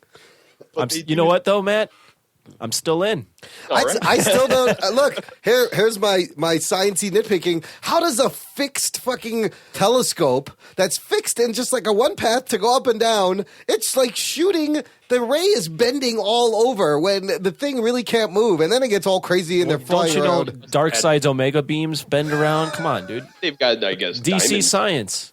It's because of the diamonds. Yeah, man. Diamonds, dude. I'm going to say they used boom tubes. Yeah. Oh, boob tubes. Wait, I got to comment on these silver suits because I pulled up an image, and this is the... Well, I love their jock straps. This is the jock worst giant pieces on that. shitty fucking... None of this makes sense. First of all, overall, the Batman...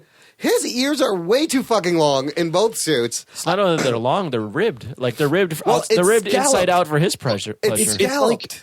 I was going to say, it's like they have vents in them. Yes, but why? And I it's guess like, because it gets real hot in there. like I love the long ears on the page. Certain artists draw the long ears great, but in the movie, in real life, it does not work. I think short ears is better, and there's so much black eye makeup, and I really didn't like George Clooney as Batman in any of this. So, going on. Moving forward. Okay. I got. Oh wait, you got to also point out there's not only bat nipples on the men, also on the woman. Alicia Silverstone. And they had a boob shot and an ass shot and a cross shot for her too. I was going to say she went through the exact same suit up montage. Well, I like that you got to prove that Batman and Robin are both like Ken dolls down there with the crotch shots. Well, I was going to say, and you know that when they went through that suit up montage, just Joel Schumacher's just sitting there going, ugh. My God, these are the most horrible costume designs. But so they save the city by melting it with the sunbeam, and then they go over and Freeze is still cursing out Batman about having killed his wife, and Batman just happens to have a little. It's basically like a smartphone on him that he shows him security footage from in Freeze's own lair, because apparently Freeze, I guess, didn't trust his own henchmen because he had closed circuit television that shoot like film cameras shots. Yeah, that shoots like unbelievable footage for 1997. This is it's like just like the '60s show. They would pull some shit like this that shows that it was Poison Ivy that unplugged his wife. Yeah. Now that Freeze is like, oh, that's so terrible. Batman, I believe, reveals, well, we got there in time and we saved her and she's still alive. And so now Freeze is, so happy. Thank you, Batman, blah, blah, blah. And then he says to Freeze, well, don't thank me yet because, I have a friend who's also suffering from McGregor syndrome. and he needs help, and you're the person who's ever gotten the closest to ever solving this, and he's not far enough along yet that whatever you created wouldn't save his life. So Freeze, decides, yeah, sure, great, I'll save him, and just happens to have the cure for McGregor syndrome. It's already done. The gauntlet of his suit. Wait, isn't he in prison at this point? No. They're still in the observatory. Oh, there he just has it there. Just has it on him at all times, in case anybody asks for it. And so he takes these two little glowing blue vials out, and he hands them over to Batman. And of course, it says, take 2 of these and call me in the morning. Yeah, he says he says that. So they go back home. They plug the weird bad guy medicine into Alfred's IV bag. And this saves him. Actually, you know what? No, they didn't kill Ivy because she winds up getting put into Gotham, and she into gets Arkham? into Arkham. Right. She gets put into Arkham, and in Arkham, she is made cellmates with Freeze. Oh, that's yeah. right.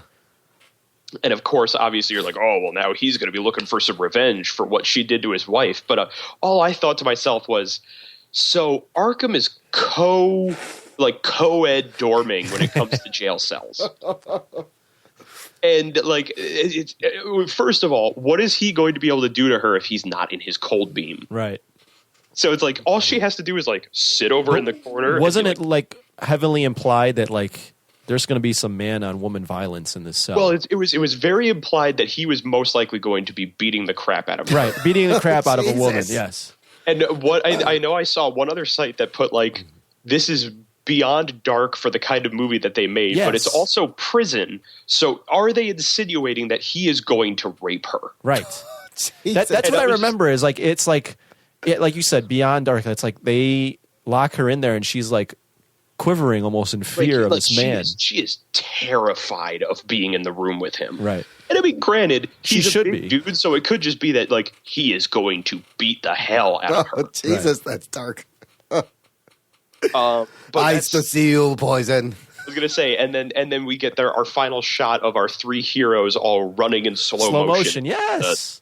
With there's no set, the lights behind them, you see their silhouette. And just a dun dun dun dun dun dun kind of crap. These fucking ridiculously long ears on that suit. That bugged me the whole time. I was like, those ears are so long and so impractical. That's the 2 things that Imran got out of this movie that he hated. He goes, I wish they would explain the pheromones, and his ears are too goddamn long. His ears too. Everything else, though, was fine for Imran, just so you guys I'm with know. you, though. The rest of the way is good. Wow. That movie killed the franchise for about 8 years, 7 years. Killed DC for a while, right? I mean, we went over this history. There was only one other movie that happened between Batman and Robin and Batman Begins, and that was Catwoman. Yeah, that didn't help any. After these messages, we'll be right back. Hey, listen, isn't this fucking shit awesome? Would it be great if someone actually liked it enough to actually maybe support us? How about that, Imran? Did you ever think about that for 1 second? Well, look, listener, if you like what you're hearing so far, we do have a way for you to support us. And how the fuck do they do that? Go on to jockandnerd.com/Patreon, or you can go on to patreon.com/jockandnerd, which is our virtual tip jar. It works both ways. Listener, support us for any amount. You're going to get access to awesome bonus content. Ruggs has got mini episodes, instant reactions to movies, more geeky audio than you can shake a geek stick at. Or a geek's dick at. Oh, boy. Oh, shit. So go on to patreon.com/jockandnerd and donate today. In a world where so many podcasts offer TV and movie news, along comes another one filled to the brim with podcasty goodness that is only slightly better at best. Admit it, you're always looking for a new brand of meaningless movie nonsense in your podcast diet. Look for the 365 Flicks podcast on Twitter, iTunes, Stitcher, and all good third-party podcast apps. You can also swing by the Facebook page. Come join in on the adventures of Kev, a pissy ex-video store clerk. And Chris, a Scottish Whedon Hall. We're your vocal heroes of pissy opinion. We bring you all the latest TV and movie news, reviews, and general geeky rants. As well as a bunch of top fives that you really won't care about. So whether you're Team Iron Man or Team Cap, You're Team Batman or Team Superman, drop on by the 365 Flicks podcast, where the Chris versus Kev Civil War never stops. this is the podcast you're looking for.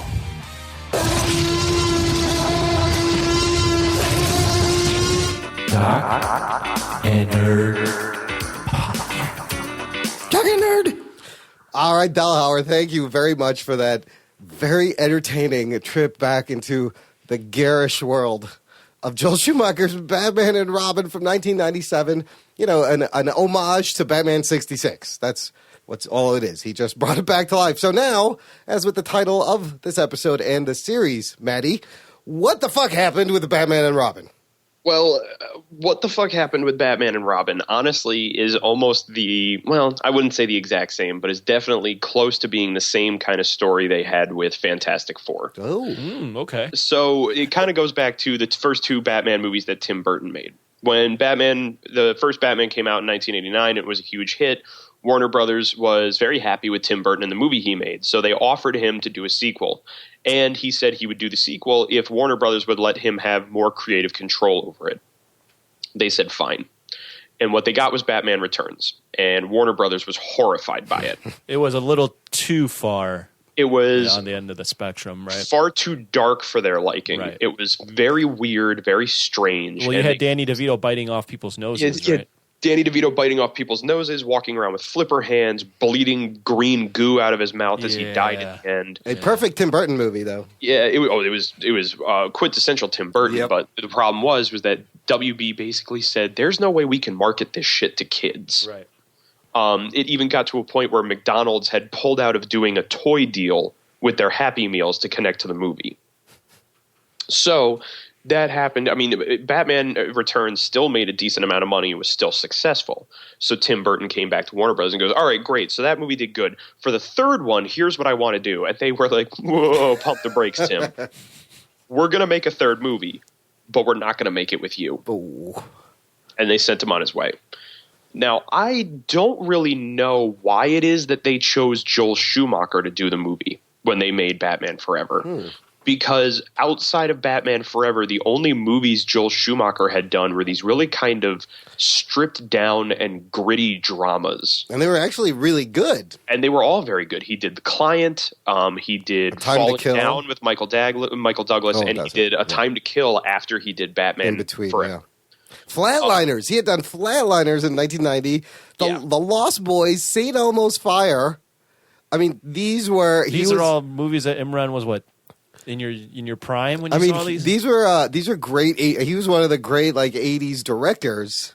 And the truth is I feel like if you look at Lost Boys, you see everything that went into Batman and Robin and Batman Forever. Like that really garish, strangely colored gang mentality. Everyone's riding around on dirt bikes with the Ultimate Warrior flare hanging off of them and everything like that. That all went into his later movies with the Batman series. But then he does Falling Down, which is completely opposite. It's an amazing movie. It's that's the thing is he in the 90s, his catalog other than Batman were all of these just deep character dramas about people with horrible things that happen to them and the ways that they try and deal with it. I mean, he made Batman Forever. He then went on to make a movie about a court case in which Samuel L. Jackson is defending himself for murdering his daughter's rapists. Yeah, straight and he goes courtroom directly into Batman and Robin.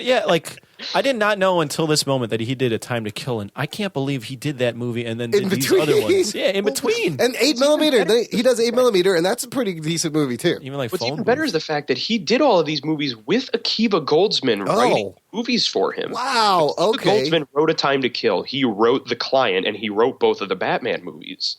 Man. So it's I think part of it is that the fact that the two of them kept working together and every time that they were working together, things were going great, that I'm sure Warner Brothers was just well, you guys have hit it out of the park every time. Let's see what you got. And they just were let's fucking throw it at the wall and see what happens. We're going to give you Batman.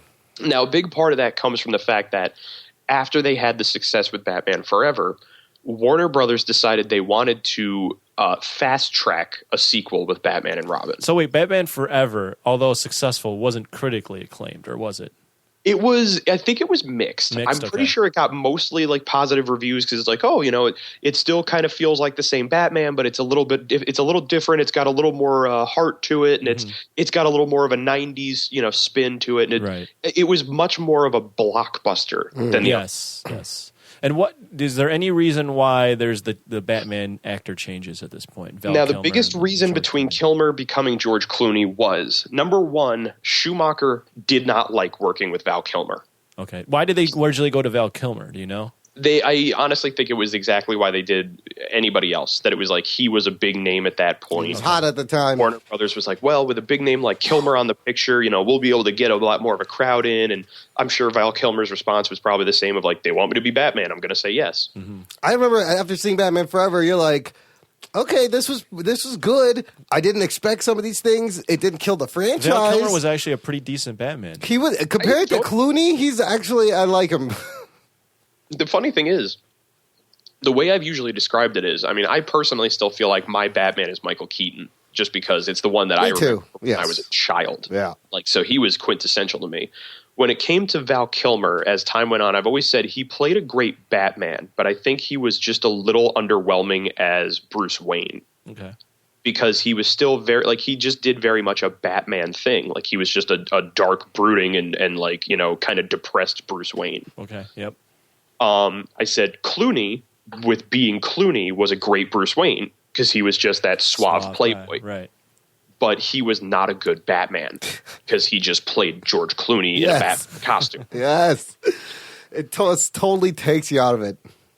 But so initially with the Batman movies, there was about a 3-year turnaround between each movie because they had 1989 was the first one, 1992 was the next one, and then 1995 with Batman Forever. So they wanted to fast track it because they really wanted to get another movie out there because they were really big on the idea of we're going to make this one even more family friendly.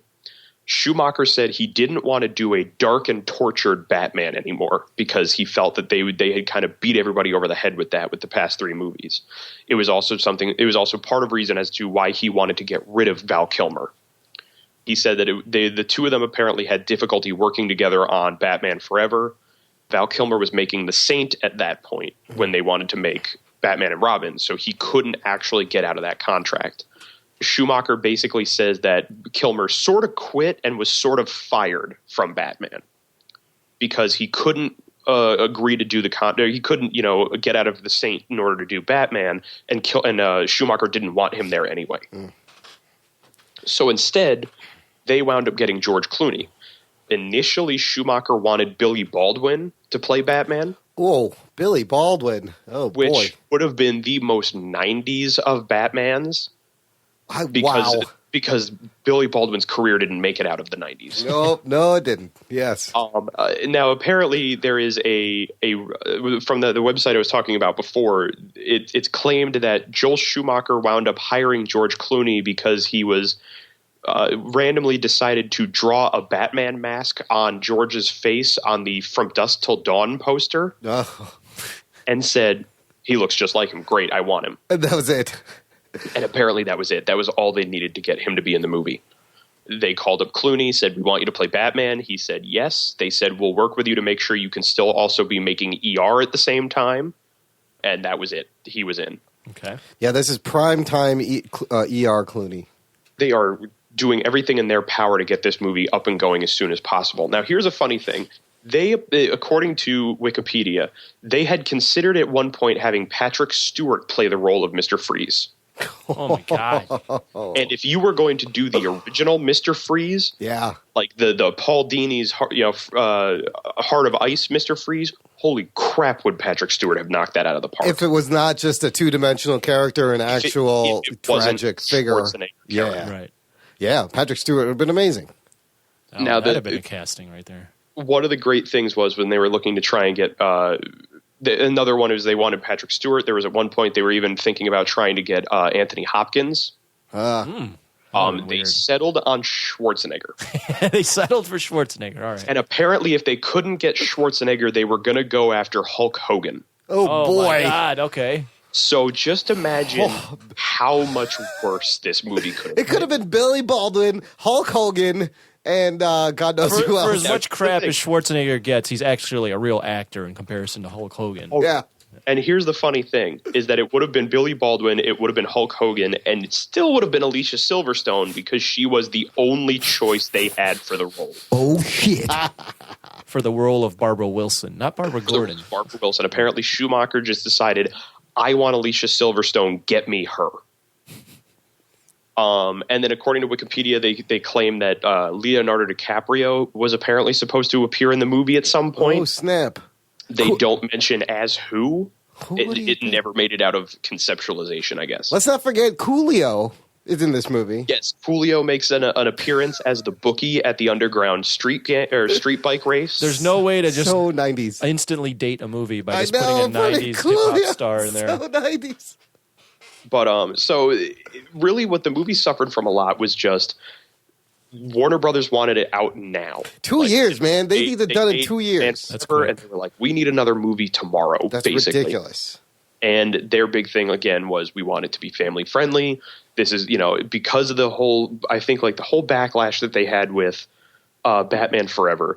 Warner Brothers was dead set on the idea that Batman movies are for kids because comic books are for kids. And what do kids like? They like toys. And what do we need to do? We need to sell them a shitload of toys.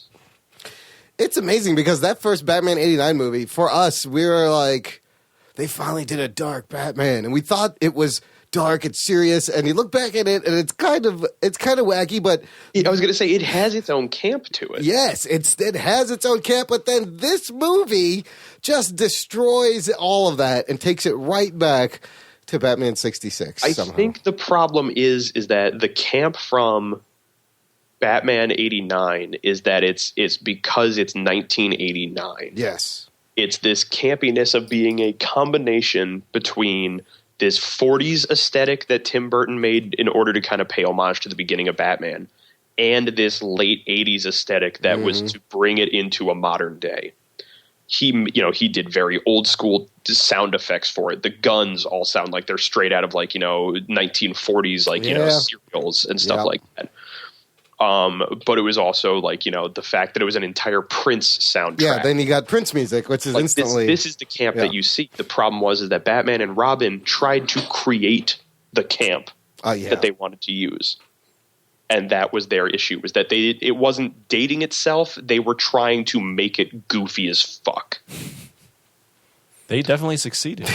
Yeah, absolutely. And that's the thing is that It's all about goals. You set your goals and you hit them. Yeah, Schumacher had even said that he had set out to make the movie an homage to the 1960s television series. Yep, well, he nailed that. And used a lot of the artwork of Golden Age Batman from Dick Sprang. Yeah.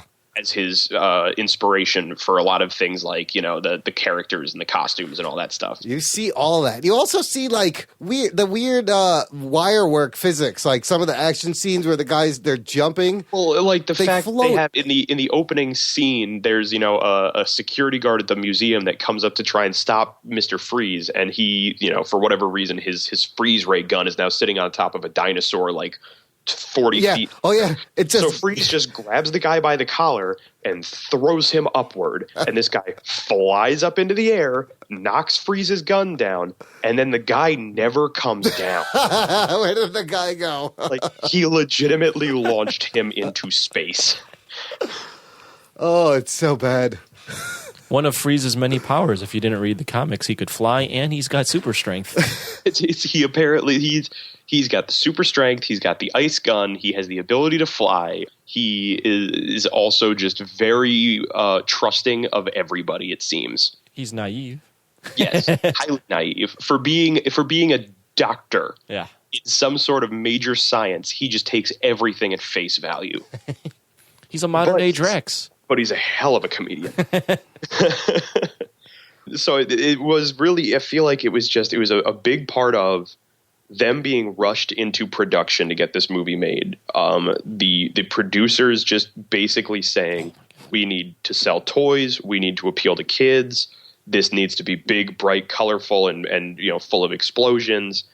And I can only imagine that the reason the script turned out the way it did was Akiva Goldsman either didn't care about what he was doing, because at this point he's making big bank on this movie. Because the fact that he's been working with Schumacher the whole time, I'm pretty sure every movie they've put out has been through Warner Brothers Entertainment. This is almost like their Dark Knight Returns in a way, or sorry, Dark Knight Rises. Yeah. In that it's like, we've done so well for so long, we can fucking do anything and we're going to get away with it. Yeah. And I wonder if Goldsman tested that. Was just like, what can I put into this movie that will make them at some point go, wait a second, what?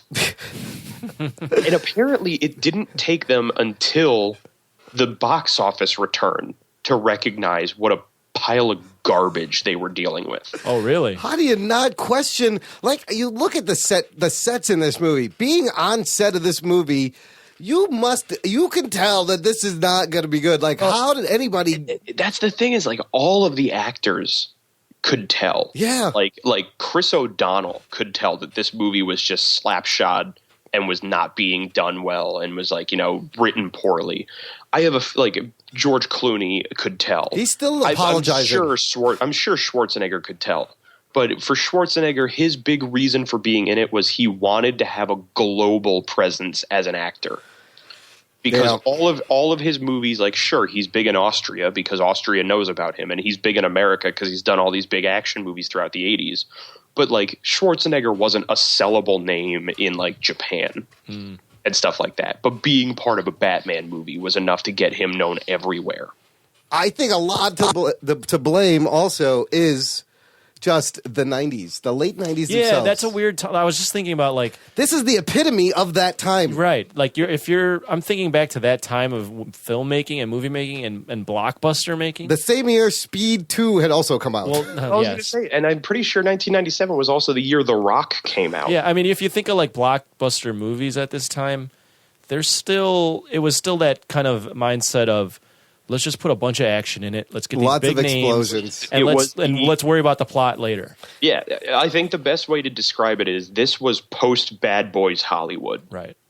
So because Michael Bay had made it onto the scene and had shown that a lot of great visual things without a whole lot of really set in stone story elements, right, it can make you a lot of money, would sell. Yeah, I mean, this also, it kind of reflects the state of the mainstream comic books in the late 90s. You are seeing the same thing, similarly over-rendered, all style, no substance. I'm so surprised that they didn't go for a Batman that had giant pauldrons and just pouches. And pouches, yes. Rob Liefeld pouches everywhere. Just pouches and zippers. And a night hat and more night stuff. So and at least 5 belts.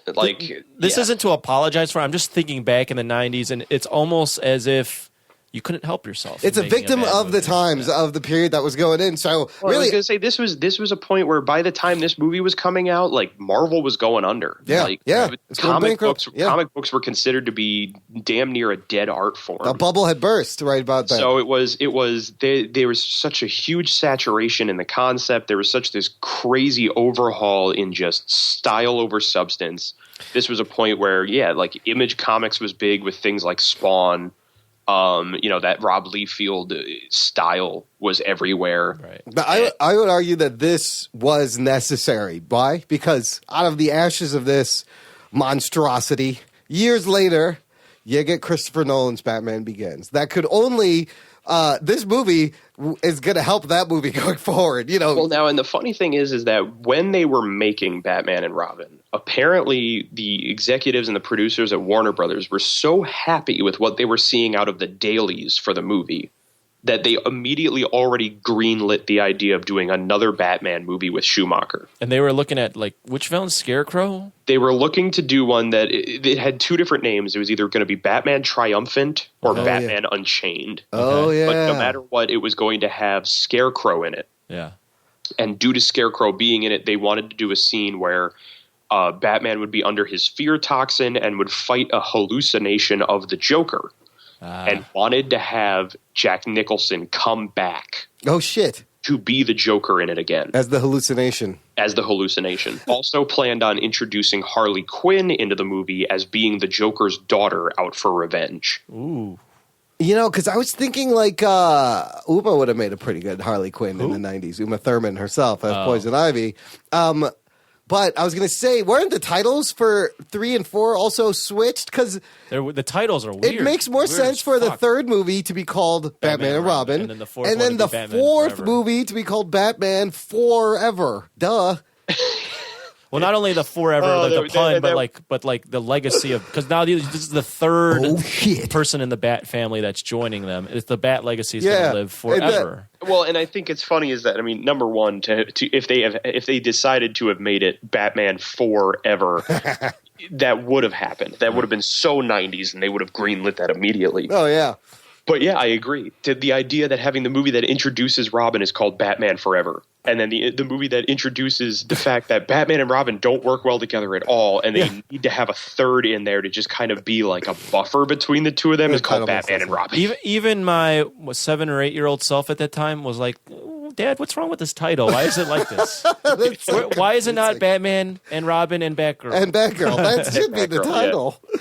And then, I guarantee they were probably like, well, number one, that's too long, and two, we're not putting a woman on here. It's still the 90s, fellas. But man, if that movie didn't kill the franchise, I don't think Nolan would have been able to take the risk and bring it back the way he did. After they had the terrible dropout of the poor box office being critically panned, and the funny thing is, apparently, bashing this movie was one of the big things that launched Bleeding Cool? Oh, really? That's being like a huge popular site because their whole thing was just like everything was, well, at least it's not as bad as Batman and Robin and shit like that. Like they were bashing the movie for years after it came out. It was their thing. That's interesting. To the point where I think even Schumacher had said like that website was part of the reason why our film never stood a chance. Oh, wow. It's a bit of a cultural phenomenon. It is one of those movies so bad everyone must experience it. But so Schumacher, after a while, now number one, in the DVD commentary for the movie, Joel Schumacher apologizes for making the movie. He should just be going, I'm sorry, the whole time. Everyone was like, oh, it's like the joke The Simpsons did about like the postman. Yes, it's like, Kevin Costner. The DVD commentary is just Kevin Costner going, I'm so sorry. I'm really sorry, guys. I mean, you can blame him a lot for the direction and the tone and the acting. I don't think he had a choice, though. But the script, I mean, your boy Goldsman, is that his name? Kiva Gold. I mean, he's got an equal role in how shitty this is. Phoning it in. I mean, he must have been sniffing markers or some shit while he wrote this one. The whole thing is trippy. And that's the thing it's why I said I feel like. Well, number one is that Goldsman wrote it, but apparently he and Schumacher were like laying out the whole concept while they were making A Time to Kill.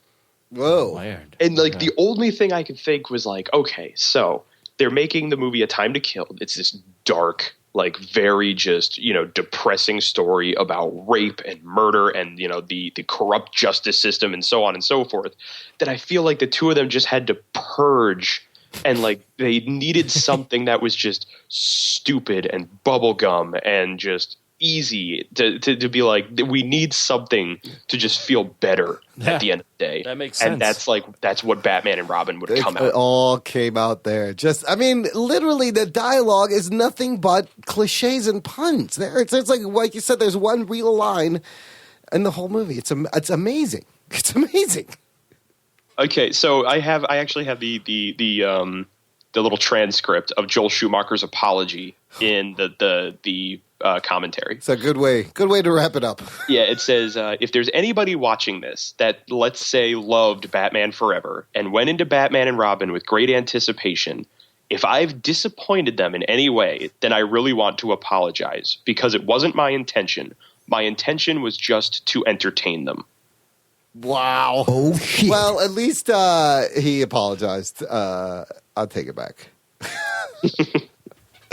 I mean, I think he's redeemed his career since then. Obviously. Oh yeah. I mean, honestly, one of my favorite movies from the early 2000s was Phone Booth. Yes, I brought up Phone. I was surprised he did Phone Booth. Phone Booth is great with the Colin Farrell and Sutherland. Kiefer Sutherland doing the voice. Kiefer's in there. Yeah. Yep. Kiefer Sutherland does actually amazing voices for other movies too. And he's done commercials all the time, and he's directed some House of Cards. And so, I mean, Wow, it was just the time and the period, and I just remember all those crappy toys. It is, like we said, I think we've said quintessential 90s comic book at this time. Oh, yeah. Quintessential summer blockbuster, quintessential the state of comics at all this the time. McDonald's cups and the fucking 7-Eleven Slurpee cups and I think one of my favorite things from the various bad reviews for the movie was apparently it's the San Francisco Chronicle that said George Clooney is the big zero of this film and should go down in history as the George Lazenby of the series. Wow. Which that he was the Superman, wasn't he? No, he was the James Bond. He was the one who played James Bond only once. The one and done James Bond. Boy, yeah, I don't know. After this, I was like, I'm surprised. I did not like Clooney. I thought I liked him a lot better, and I watched it again, and I was like, oh, this is bad. Matt, thanks for breaking this down and getting to the bottom of what the fuck happened with Batman and Robin. Will there be an accompanying blog post over at Ginger Geek Blogs? Well, that is how the collaboration works, so there will be. And what's the website they can find that at? So I have launched a new version of the site. It's still very much in its infancy, but it is now gingergeekblogs.wordpress.com. There you go. Right on. I'll have the links in the show notes to this and to you want to give out your. Looking forward to that, by the way. Yeah, you want to give out your Twitters so people can write you how awesome this show was, or how for much Twitter. You suck. Yes. So I was going to say it's one of the things I learned when I was still writing back at Nerdist is I give out my Twitter for @Matt Delhauer. And like, oh yeah, come over and we'll talk about the story, and just getting so many people like, this story was fucking stupid. Or like, you got this bit wrong, asshole. And I'm like, God, I fucking hate the internet. That's what happens sometimes. Listen, that's what you do. You put this stuff out there, and those people. That's like 1% of the people who actually enjoy it. You just got to don't let that bug you. No, it's the 1% that interact with you that kind of suck. Yeah. What's even weirder is like I'll have points where I legitimately have people that'll like retweet or respond to a story I wrote for Nerdist from like 10 months ago. And it's just like I'll randomly get like a tweet where it's just like from somebody @Matt Delhauer, I disagree. I'm like, you're like, okay, what do you want to go back? And I'm like, what does he disagree with? It shows like what their response was to it. It's still like the Nerdist story of like the 10 reasons blah blah blah blah blah. I'm like, oh God, really? Why are you reading that now? How did you find that? This stuff lives on forever on the interwebs. That's forever. The beauty of it. Yeah. And listener, you can find this show at jockandnerd.com. Listen, I don't know what episode number this is, but when you listen to it, you will. And to find the show notes, you just go to jockandnerd.com/whatever episode number, and have links to all of Matt's stuff there. Yeah. And if you have thoughts and opinions on Batman versus Robin, maybe it was your favorite movie. Maybe you think this is the best Batman movie ever. Maybe the DC apologists will come out like they have for when we critically lambasted Batman v Superman, and they'll defend this film as well. Where are you guys now with the Batman versus Robin? Batman and Robin. Let's see how you're going to defend this. Let us know. Just go to jockandnerd.com/contact for all the ways to contact us. Yes. You can also, if you liked this show, which we hope you do, go on to jockandnerd.com/review and give us a nice rating and review on iTunes, because it only helps the show and it shows your support. And, of course, tell a friend. Send this show to someone who loves this movie. Fuck yeah. Send it to a Joel Schumacher fan. Right, Matt? Matt, thanks so much for hanging out with us. Oh, guys, I always love being on. Awesome, man. Thank you, listener, for listening. This has been the Jock and Nerd Podcast. My name is Imran. My name's Anthony. He's the Jock. He's a nerd. We'll hear you next time.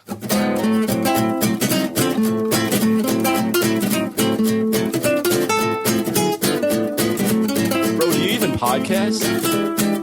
Who cares? A jock said that. Jock and Nerd